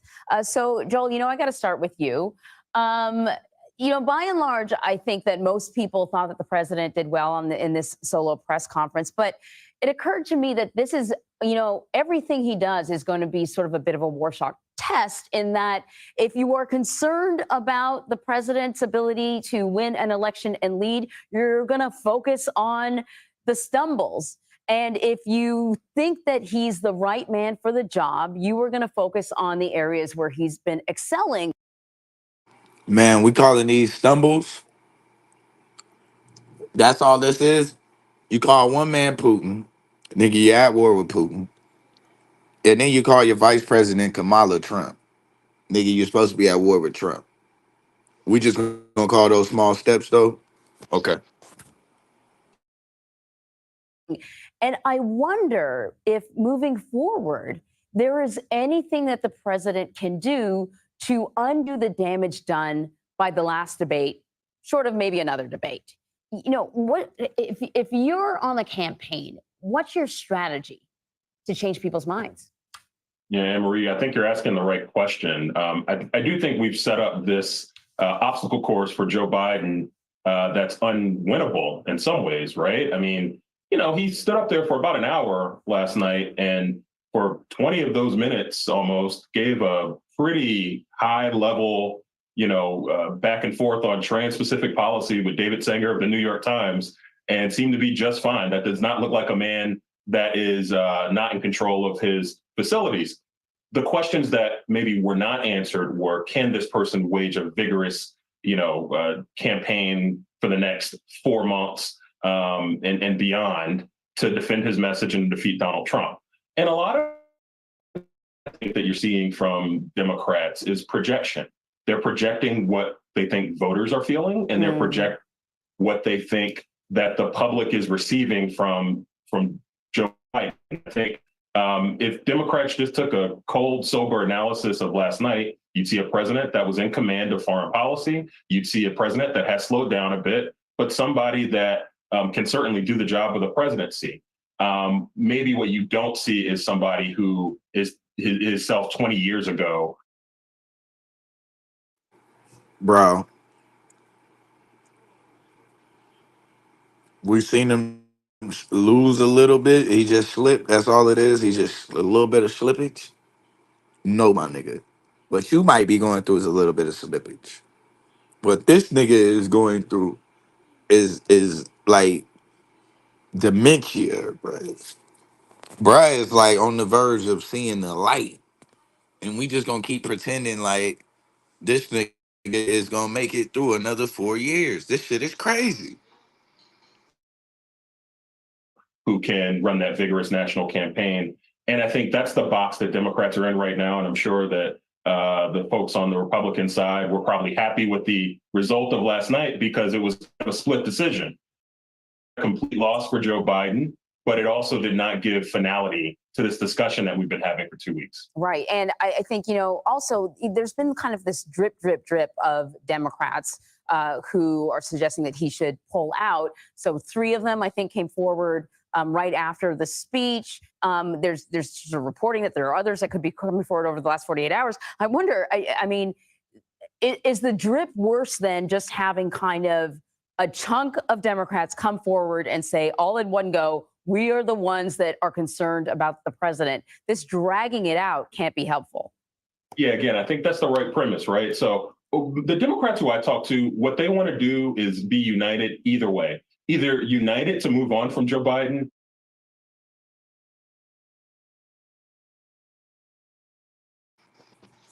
That's a lot of people.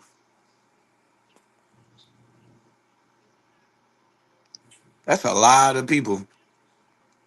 A lot of fucking people is just saying this nigga need to step aside on his own team. Nigga, this your whole camp right here? You need to be firing niggas for insubordination.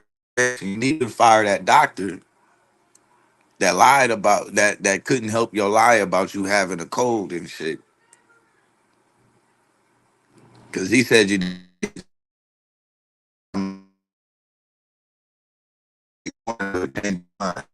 suddenly remember seats.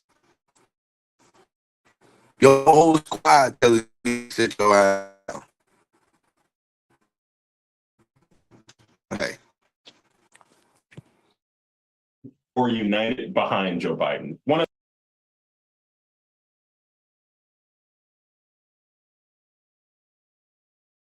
the other, because I think every Democrat, again, that's taking a cold analysis of the political environment we're in, understands that unity and being able to speak in kind of one collaborative voice is the best way to defeat Donald Trump. So either united to move on from Biden or united to go forward with another candidate is the goal. And I do think that that is the challenge that we're still mired in as we enter the week heading into the RNC. All right. So, Mark, let's talk about Donald Trump because, he's been laying low by and large, except for that the event that he had at Mar-a-Lago. But he is. Notice everybody saying the same thing. That nigga ducked off. He know. He did a little kicking while he was down. Like, yeah, look at him. But other than that, it's zippy. He ain't fucking this up for nothing. For nothing. Any quote you finna pull of Trump finna be from goddamn the last campaign. Not this time. Look, everybody saying the same thing. He just being quiet. Why he say anything when the nigga that gotta do all the talking is just looking like he got dementia? Camera. I wouldn't say anything either if I was Trump. Quiet as a mouse. Quiet as a mouse. He just want to make sure he point out some shit to you. Notice he called Kamala Trump. He just gonna point some shit out, but he ain't saying nothing to fuck it up. He's also been guilty of the same sort of flubs that the current president, President Biden, has been criticized for, right? He messes up names. He starts with thoughts and then goes in other directions. But right now, we're not focused on that. Right now, we're focused on the Republican National Convention, just days away, and who he's going to pick as his running mate. Who does he need at this point? He's in an odd position. He's not an incumbent, but we know what it's like, what he's like in office. But he doesn't have a running mate. Normally, you would just stick with, your former VP. His former VP wants nothing to do with him, and I'm sure vice versa. Well, I don't really think any of the names that are being bandied about, I think all bring something different to the ticket. And I think it's true, regardless of party, vice presidential nominees are all selected for what they can add to the ticket. Nobody goes into the voting booth and says, I'm voting for blank for vice president. But they can be great surrogates out there. They're going to be your champions. And then obviously, if you are in the White House, they're your number two. You're a heartbeat away. You're the partner that can go make the case for the president's agenda. I think any of those people that are being currently, shortlisted by the campaign would make great additions. I think they all offer something a little bit uniquely different to the campaign. Ultimately, the president will have to decide what he wants. And if history is any guide, we'll probably find out here in the next day or two. So, Mark, does it matter, though, whether President Biden continues to run or not in terms of determining who would be a better VP pick? No, because the underlying premise of this campaign doesn't change. I think we're oversimplifying it by thinking that Biden's current problems are with the debate. He was losing going into the debate. He was losing in the national polls. He was losing in every swing state. He was losing on every major issue. 2/3 of the American people before the debate said that America is going on the wrong track. And that's because they don't like the price of gas and groceries. They don't like the wide open southern border. They don't like the wars that are raging around the world. And all of those are because of Joe Biden and his lack of leadership.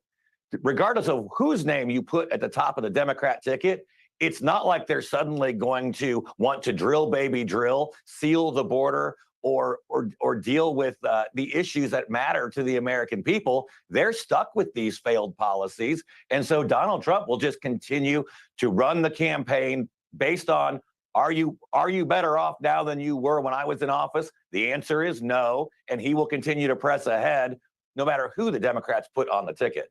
Joel, I'll give you like a couple of lines to respond to Mark. Yeah, obviously I disagree. And look, I think one thing that's notable to me is that Donald Trump has not risen since Joe Biden has had his challenges, right? We've seen Joe Biden fall a bit. And again, I've said many times it's because traditional Democratic constituencies haven't come home yet. But Donald Trump has not risen. In fact, there's a national poll today that shows that Joe Biden's ahead nationally. That would be concerning to me if I was at high command in Trump world. All right. And I think that's something they're going to have to tussle with. All right, Joel Payne, Mark Lauder, thank you so much, gentlemen. Thank you. Time to help people customize and save with Liberty Mutual. Forgot my wallet.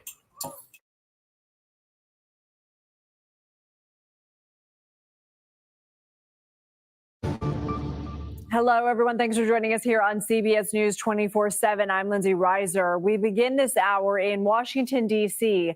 CBS News has new reporting that dozens of Democratic lawmakers could issue statements calling for President Biden to step down for the presidential race over the next 48 hours. So far, 18 You House said Democrats 47 on the block.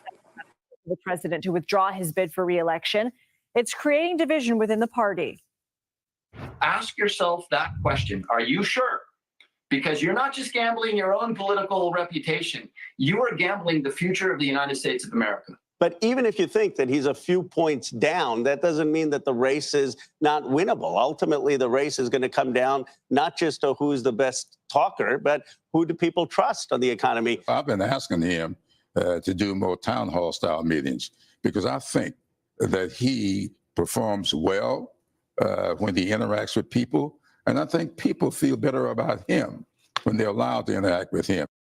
CBS News congressional correspondent Scott MacFarlane is following all this for us. So, Scott, the president really working the phones today and this weekend. He's speaking with the Congressional Hispanic Caucus soon. What do we know about this larger effort to gain support? And he'll be speaking with other groups through the weekend. I've just learned that he'll be speaking with the New Democrats Coalition, a group of more moderate or national security focused Democrats, tomorrow at 4 p.m. Washington, D.C. time. They'll also have calls, we expect, with other caucuses and working groups inside the House Democratic Caucus as he tries to stop the bleeding, because the bleeding has continued of his support even after that news conference. There were multiple calls for him to withdraw in the hours after the event last night. And then early this afternoon, yet another name added to the list, Mike Levin of California, one of those frontline Democrats in a particularly competitive race, urged the president to withdraw or pass the torch. The names keep getting added to the list in the U.S. House. We keep seeing statements like that one from Congressman Levin. The president's going to work the phones and try to stop the growing calls for him to stand down. But that notwithstanding, Lindsay, there's been no indication here on Now, some chicken, rice, and gravy.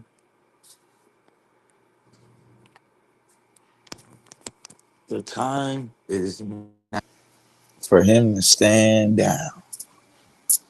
Now, it wasn't 4 years ago.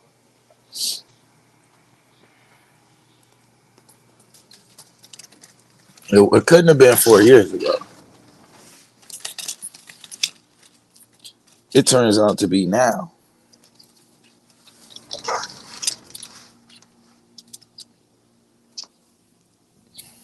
Keep telling y'all, excuse me, it's the laziest shit I've ever seen in my life. And then they hit the all-out panic button publicly. It's almost like they never heard of the phrase, you never let them see you sweat.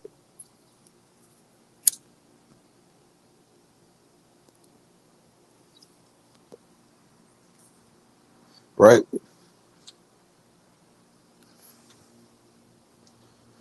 Never let them see you sweat. Not only do we see them sweat, but we see them drowning. Like, this is crazy. They talk about getting rid of him without a replacement in mind. They just, you know, you ain't got no replacement in mind. If you throw out a name like Michelle Obama, what the fuck?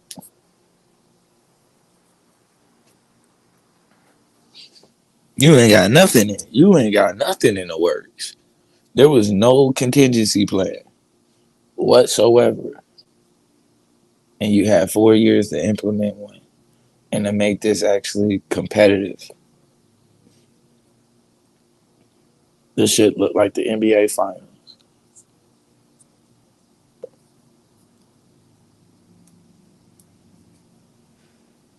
It's a gentleman's suite. 4-1. I'm calling it right now. Gentleman's suite.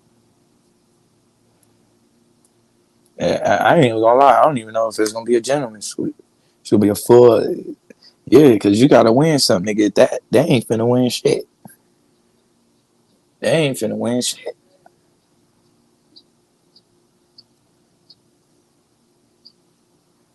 It's crazy.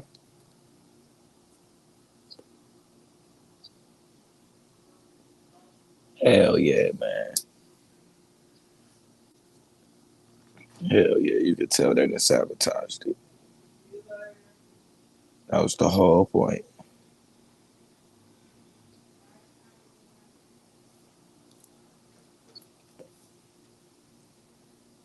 You could tell there's no other agenda but that shit is like purpose. All right.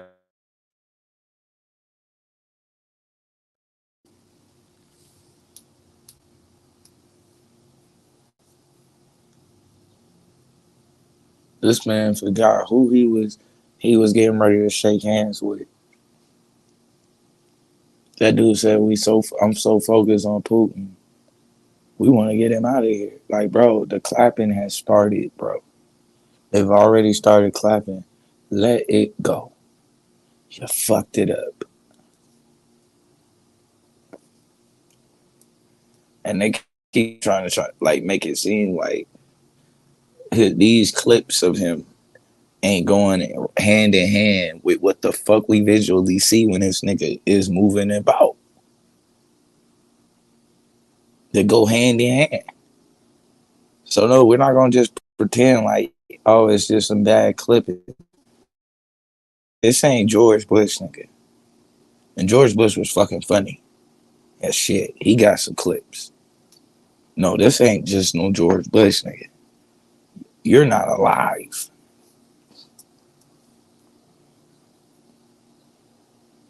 This nigga talk like somebody is typing in his head. The motherfucker got so many typos, that shit just be coming out fucked up. You can hear him deleting and shit in the middle of his speech. They just be deleting the shit he's supposed to be saying and shit.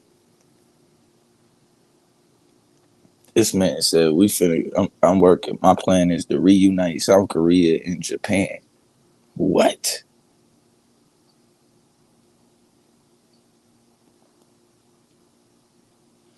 You talk about you can't read a fucking rule, bro. You ain't checked the temperature of the country, bro. Don't nobody give a goddamn about the relationship between Japan and South Korea. Nigga, nobody even knew that shit was a problem but you. This nigga just pulled a problem out of the air. Like, what? All of the shit going on in the world. You got Russia, Ukraine. You got motherfucking Israel and Palestine.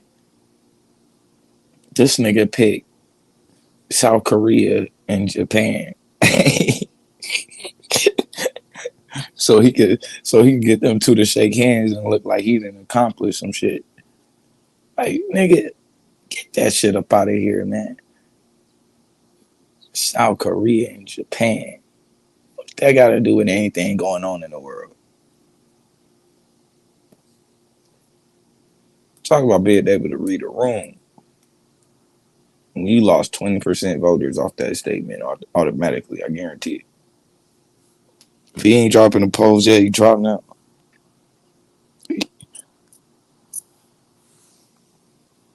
And we went by those anyway before. We seen how that happened. We seen how it happened last time.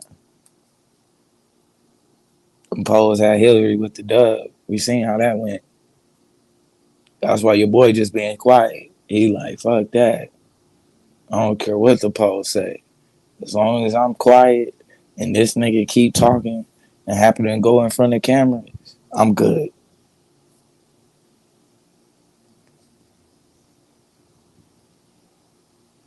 Trump a smart man for that shit. Out the way. They tried to tie him to some shit. He denounced that shit fully. The nigga said that shit sounds like that shit is coming from some imbeciles. Denounced that shit quickly. Project 20 what? I don't know shit about that. Yeah, I said some shit that sounded similar. I don't fuck with them. So you can go ahead and throw that in the trash. You can say it. You can say there's a connection. But what proof you gonna use besides that he hung with them dudes before?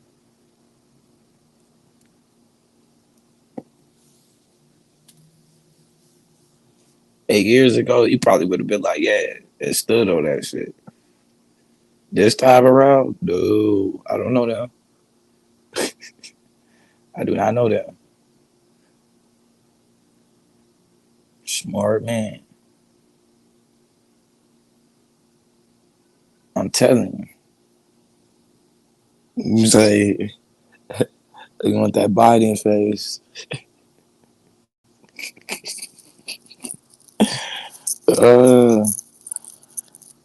Straight up. Leaving bitches with that Biden face. Ooh. Ooh. Gotta be passing out after that. This shit crazy. Hey.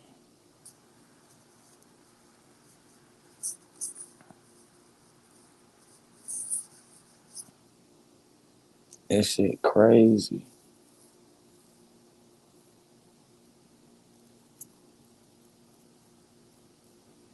That nigga said I've seen 3 neurologists. Opened up his eyes wide as fuck. They told me I'm all right. Sir, come on, Biden. You don't even believe that shit.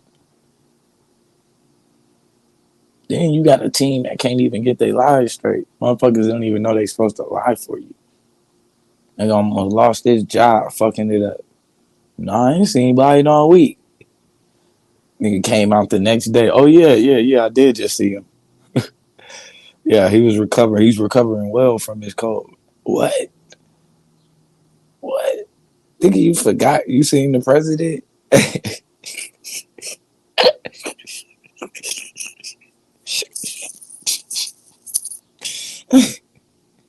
That nigga most important motherfucking client, most important patient is the president. He forgot he seen the president that week. Oh, yeah. Actually, you're right. I did see him.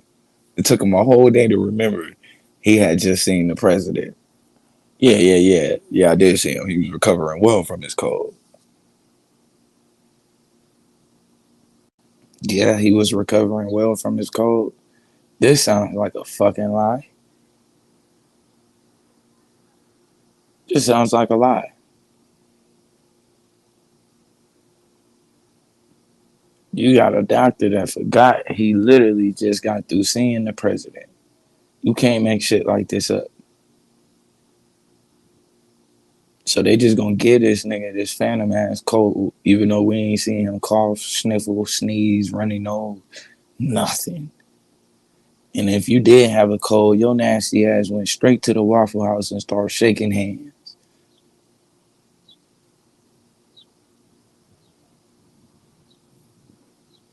What are we supposed to do with this guy?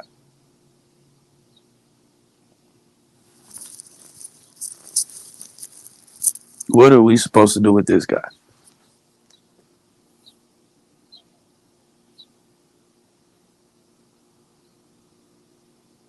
No backup plan.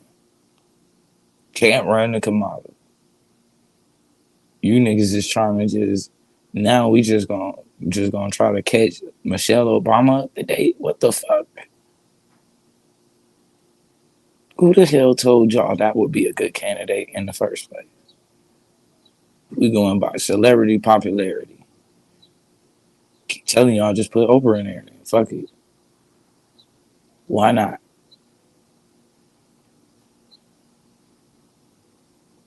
You ain't lying. Hey, you say because they already had Biden's funeral. Hey, that should look more and more every day convincing. More and more every day, we see this nigga whole brain just shut down. Mid convo. What are you doing, sir? That nigga said his neurologist, 3 of them told him he was fine. Ain't nothing wrong with him but his left foot. That's it. He just got a slight limp, that's all. And it's just from him not wearing the boot. Outside of that, he's perfectly fine. Yeah. Sure.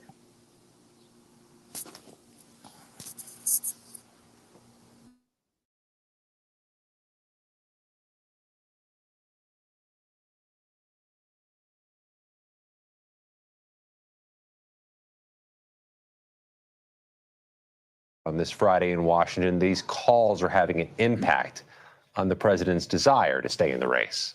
So what do we know about the CBS News reporting potentially forthcoming statements from Democrats? Would a large number change that?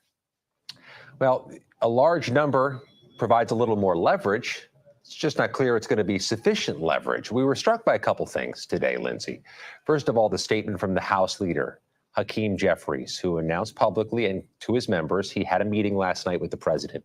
Didn't say whether he has the president's back or whether he tried to get the president to stand down, just that he had a meeting and expressed the very diverse sets of opinions inside the House Democratic caucus. There are many members of the House Democrats who say the president should stay in this and win. The largest group is the undeclared, undecided group. But what's clear is that that singular news conference Thursday night didn't win everybody. So you got, and then you got a group of Democrats that just got their hands up. They undecided right now. So any day now, these more and more people just gonna come out and be like, as we getting closer and closer to the election, more and more people just gonna keep coming out going, I don't think he gonna make it. Really? No shit. Or necessarily anybody back. Take a listen to this interview I had just before the news conference with Adam Smith of Washington State, one of the first to say the president should stand down. You think a single press conference can change things? Heavens, no. No, I just said that. I said that a moment ago that, look, I mean, the mere fact that we're sitting here having a conversation about whether or not our candidate for president can get through a press conference on NATO, by the way, on what is a policy that he has been absolutely right on and done a great job on. And we're having to talk about, hope he gets through it. That's not what you want out of your nominee. Lindsay, with our House sources today and our Senate sources, there's one kind of unifying thread. This is not sustainable. There's going to have to be some form of unity that is created, if not in the coming weeks, they would hope or aspire in the coming days. So that said, we have in the House, I believe it's now 18. We got 213 members. What about the scores of congressional Democrats and the senators, the 49, not 49 total senators, many of them Democrat, they're standing by the president or staying neutral. Are their voices not as loud in and around Washington? I'm most focused on the staying neutral group because they're the largest group and because they have preserved the capacity to do something synchronized, to try to nudge this one way or the other. keeping their powder dry, they still have that capacity. It's especially true in the Senate, where only one Democrat has publicly called for the president to withdraw. Others have danced around it. Some have openly expressed skepticism about his ability to win, but they haven't made a declaration. That's where the variable is right now, Lindsay. They still have the force and might in numbers to try to do something if they choose to. We know last night most of the questions from reporters had to do around this topic. This is what the president said about Vice President Harris. I wouldn't have picked her unless I thought she was qualified to be president. From the very beginning, I made no bones about that. She is qualified to be president. Where do conversations stand in regards to the VP? No, the fuck she is not. In no way, shape, or form is she competent enough to be president. Like, nigga, you just tell lies after lies after lies, nigga. Less ambiguity there. Everybody who asks about the alternative is expressing optimism or bullishness about Kamala Harris. That includes Jim Clyburn, that ardent Trump loyalist, a lion of the U.S. House, who this morning on TV says he's still riding with Biden, but says he would absolutely be behind the vice president if for some other president withdrew. There's a lot of entropy, a lot of chaos politically. The Trump, see, and this is what I be meaning by the setup. The nigga is a Trump motherfucking apologist. And he telling you that he believes Kamala would be great for the job. No, he believes Kamala would be perfect to put up against Trump. So she can get, I'm talking about smacked. The landslide. They gonna do her worse than they did Hillary. They ain't gonna even give her they ain't even gonna give her the idea she gonna win. Trust me. They better not. As we begin this weekend. Scott McFarland, thank you.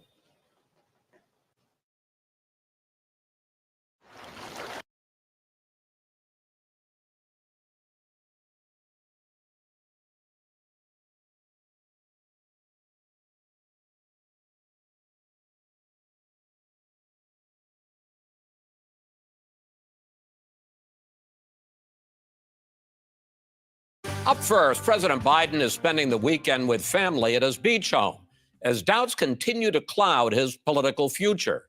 Despite an all-out effort this week to answer Democrats' concerns, there are still questions about his fitness, and some in his party keep pushing him to drop out.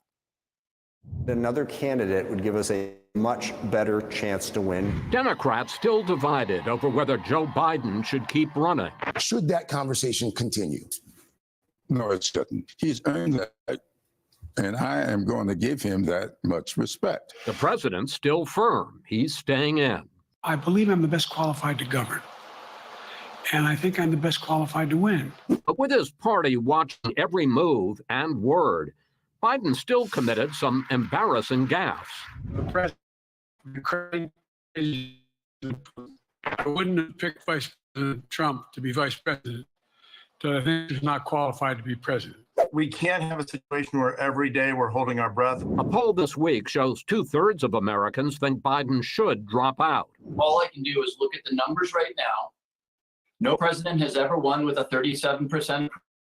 But the window for a change is closing, with just weeks left before delegates in the next 5 to 7 days. President. Sir. If all of a sudden I show up at the convention, everybody we want. It's not going to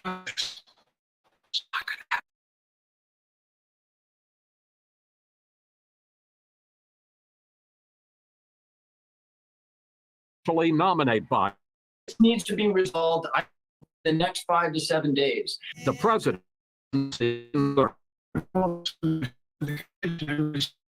else.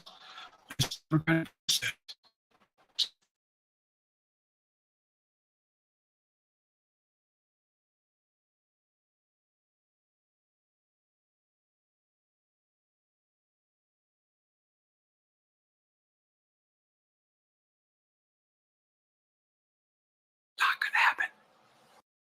Here with me today, Process. Sudden, Next 5 to 7 days. the president doesn't seem concerned. if all of a sudden I show up at the convention, everybody says we want somebody else. That's the democratic process. It's not going to happen.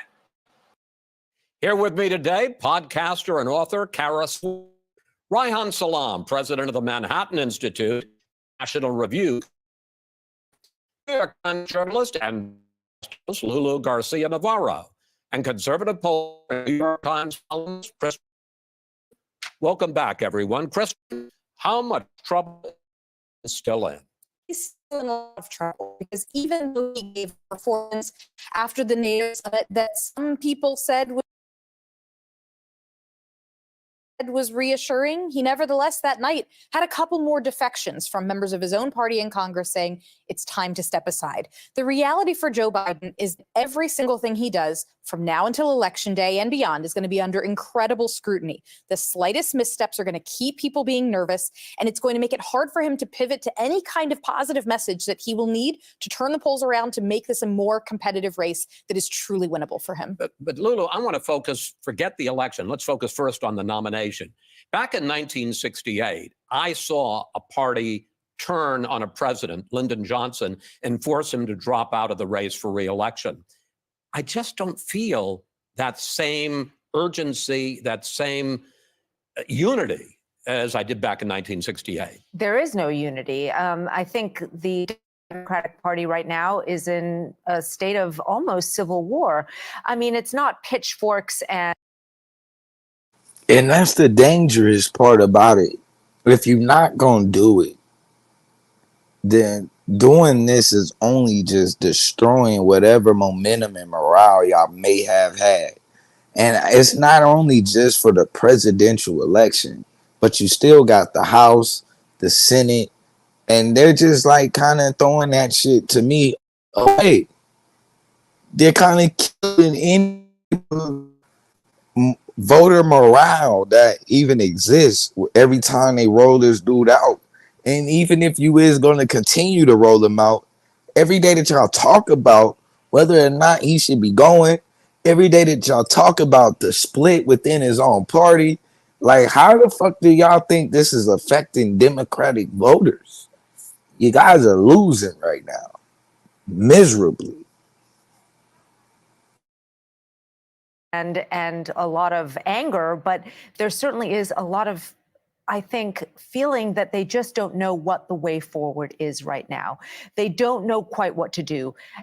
The best case scenario would have been if Biden had said, you know what, for the good of the party and the good of the country, I'm going to step down and I'm going to allow this process to go forward, and it'll be an organized process, and we'll have someone who will take over. Incidentally what LBJ did in 1968. But this is not what clearly President Joe Biden is willing to do, and so that leaves the dissenters feeling that they're not forward to moving him. Let's get to this question of the party and what it has the will to do. There was a moment earlier this week when it seemed Democrats might revolt. The president said he was firmly committed to staying in this race, to running this race to the end, and to beating Donald Trump. But former Speaker Nancy Pelosi refused to take that decision as final. Do you want him to run? I want him to do whatever he decides to do. And that's the way it is. God damn, Nancy. I want him to do whatever he decides to do. What the fuck does that mean? God damn. Force Biden out, or will they fold? As I've said, Biden will leave and Biden wants to leave. And I think that was very deft by Nancy Pelosi. When he decides to do, he did decide. Well, when he decides to decide another decision, right, essentially, which she's so clever in that regard, speaking of someone who's older, but she's as sharp as a tack. He's got four options. One is he steps down and they win, right, with a new thing. He's a hero. One is he steps down and they lose. No one blames him. One is he doesn't step down and they lose. His legacy is diminished rather significantly. And the other is he wins, which is like, well, great. We're all wrong. Jolt and Joe, great, fantastic. But do you think so? What's your feel right now? Are the Democrats going to get their act together and force him out? So getting your ass knocked the fuck out of it after a debate. One debate knocking your ass completely out of a whole election. That won't tarnish his legacy at all. Just losing. Okay. Or are we going to see this civil war? I think it's akin to having a parent like this. I have a parent like this. Like, it's just like you can't convince them unless they want to do it. And it's very, very difficult. So everyone's being very polite and trying to push along the edges. I don't know. I think if he doesn't want to do it, and the influence of Hunter Biden and Jill Biden is really strong. But sometimes the kids take the keys away from the parents. You think I think Hunter Biden should be in any of these meetings? I do not. Nobody does. No, but I'm not talking literally. I'm saying, in other words, sometimes people stand up to the old man. Hunter Biden. How the fuck is he even? Okay. Well, I guess it balances out. You got 40 felonies on the other side. You got one nigga get caught with the pistol and the dope at the same damn time, even though he didn't get caught. I'm still trying to figure out how the fuck they proved that. They proved this nigga had pistol and dope in the car in 2018 October with no evidence. This shit crazy. But all right. Have you ever tried to get the keys away from? But this isn't the keys. Actually, This I is the did, and nuclear I did it. football. This is the nuclear football. I mean, this is the problem. And I'm just gonna be real. If we gonna hand the keys over to anybody, the nigga that was smoking crack rocks the size of ping pongs is not the guy we probably should pass that off to. I'm just saying. Problem. No, but we're all talking about this as like, this elderly man that we need to respect, and he's the president, but it's he's the head of the free And I was world. very struck by his comment during the press conference where he said, "It didn't make me step down as the polls say I will lose." And I thought, I am very glad I am not Joe Biden's pollster right now, because that woman who's lovely is the most powerful woman on earth right now. Insane. Ryan, do you see the Democrats get Biden to drop out movement?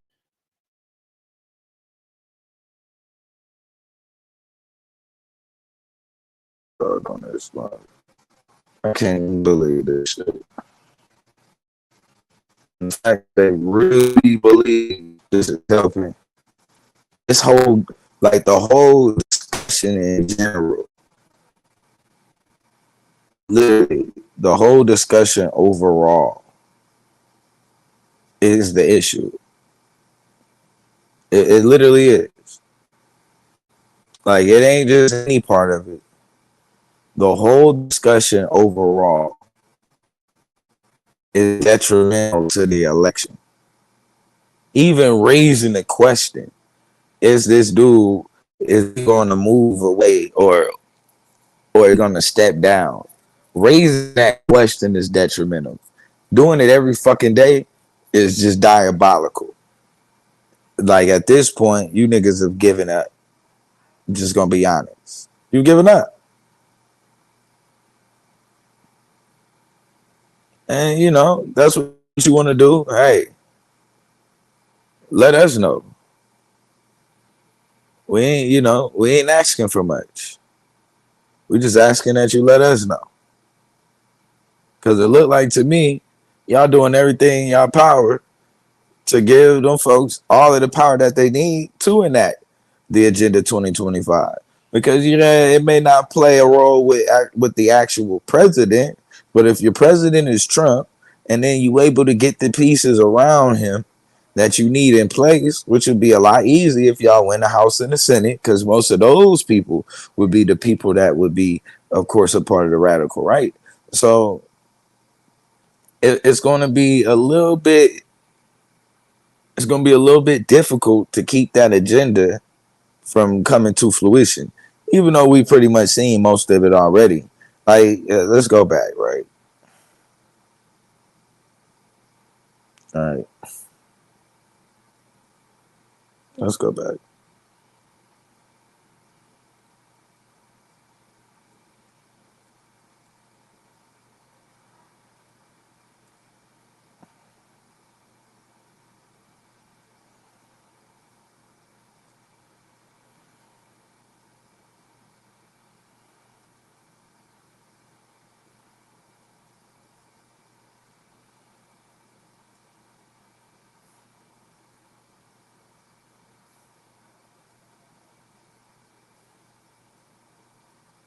Hmm.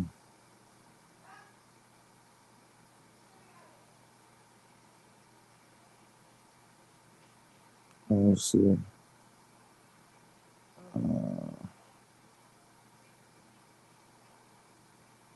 The Census Bureau, one mission is to execute branch constitutional mandate to conduct a census every 10 years, but its activities have steadily grown and shifted to include the economic census, American Community Survey, and further function outside of its core mission.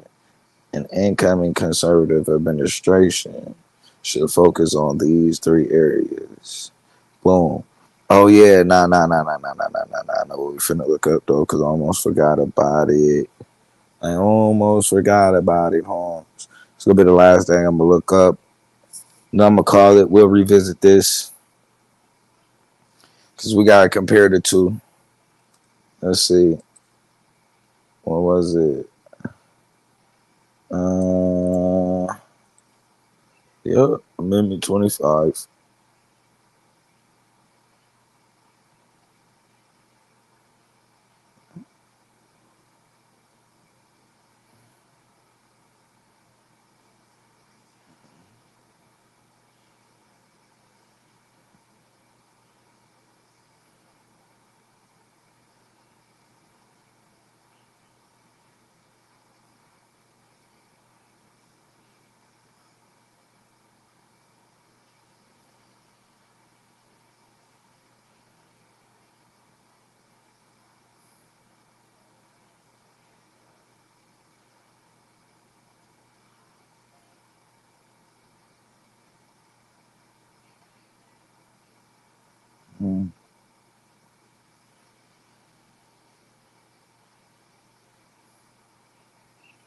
Okay.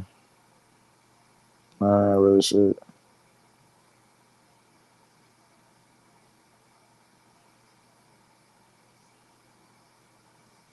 Yeah, I really should.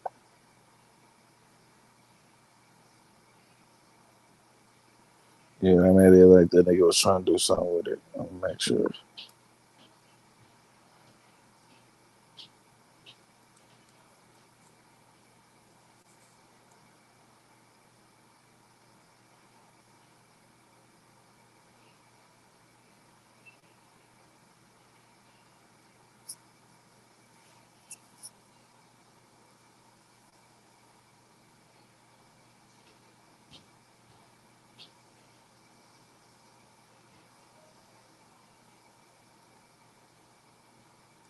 Hmm.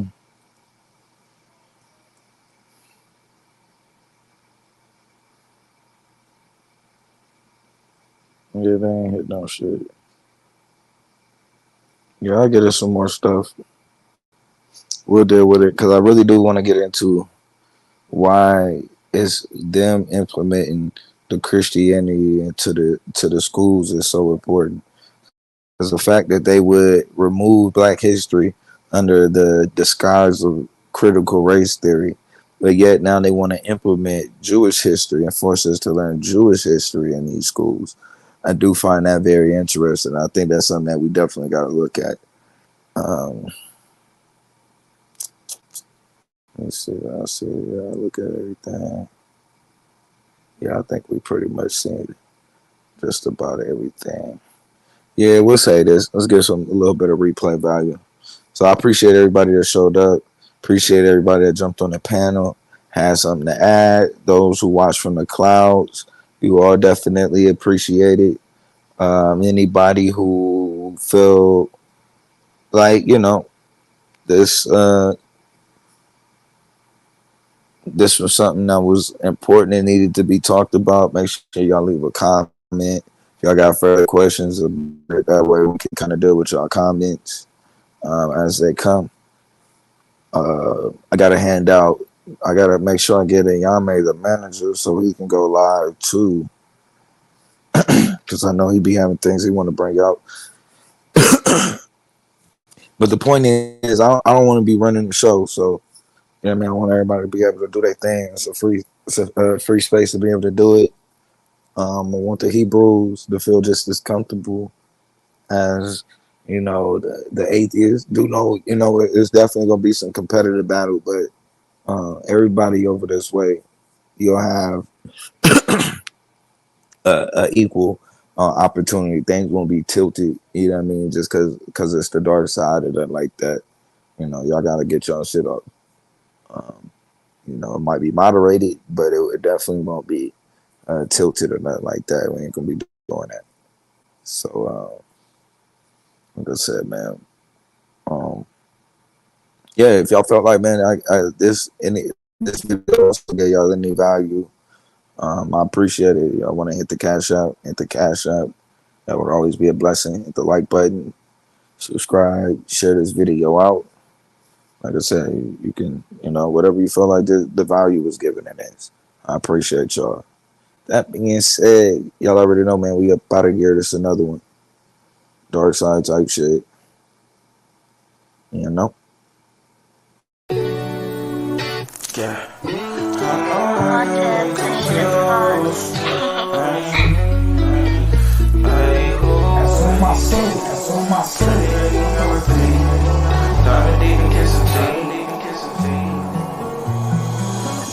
Yeah, that's you. Yeah, that's you. I don't play them games, so I can't lose. I can't think they competition, they confused. I know love ain't fair. I'm playing by the rules. I don't care. My eyes said and I want you. I don't play them games, so I can't lose. I can't think they competition, they confused.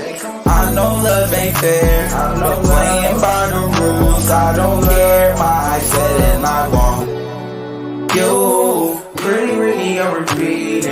Digging deep and just feeding. Chest to chest, I feel you. I make you believe. I make you believe. This affirmations while you sleep. Make believe. I change what you see. And let me penetrate your I make you believe. I make you pretty Ricky, I'm repeating. This ain't make believe. Pretty Ricky, I'm repeating. I make you believe. I make you believe. The chest, I feel you.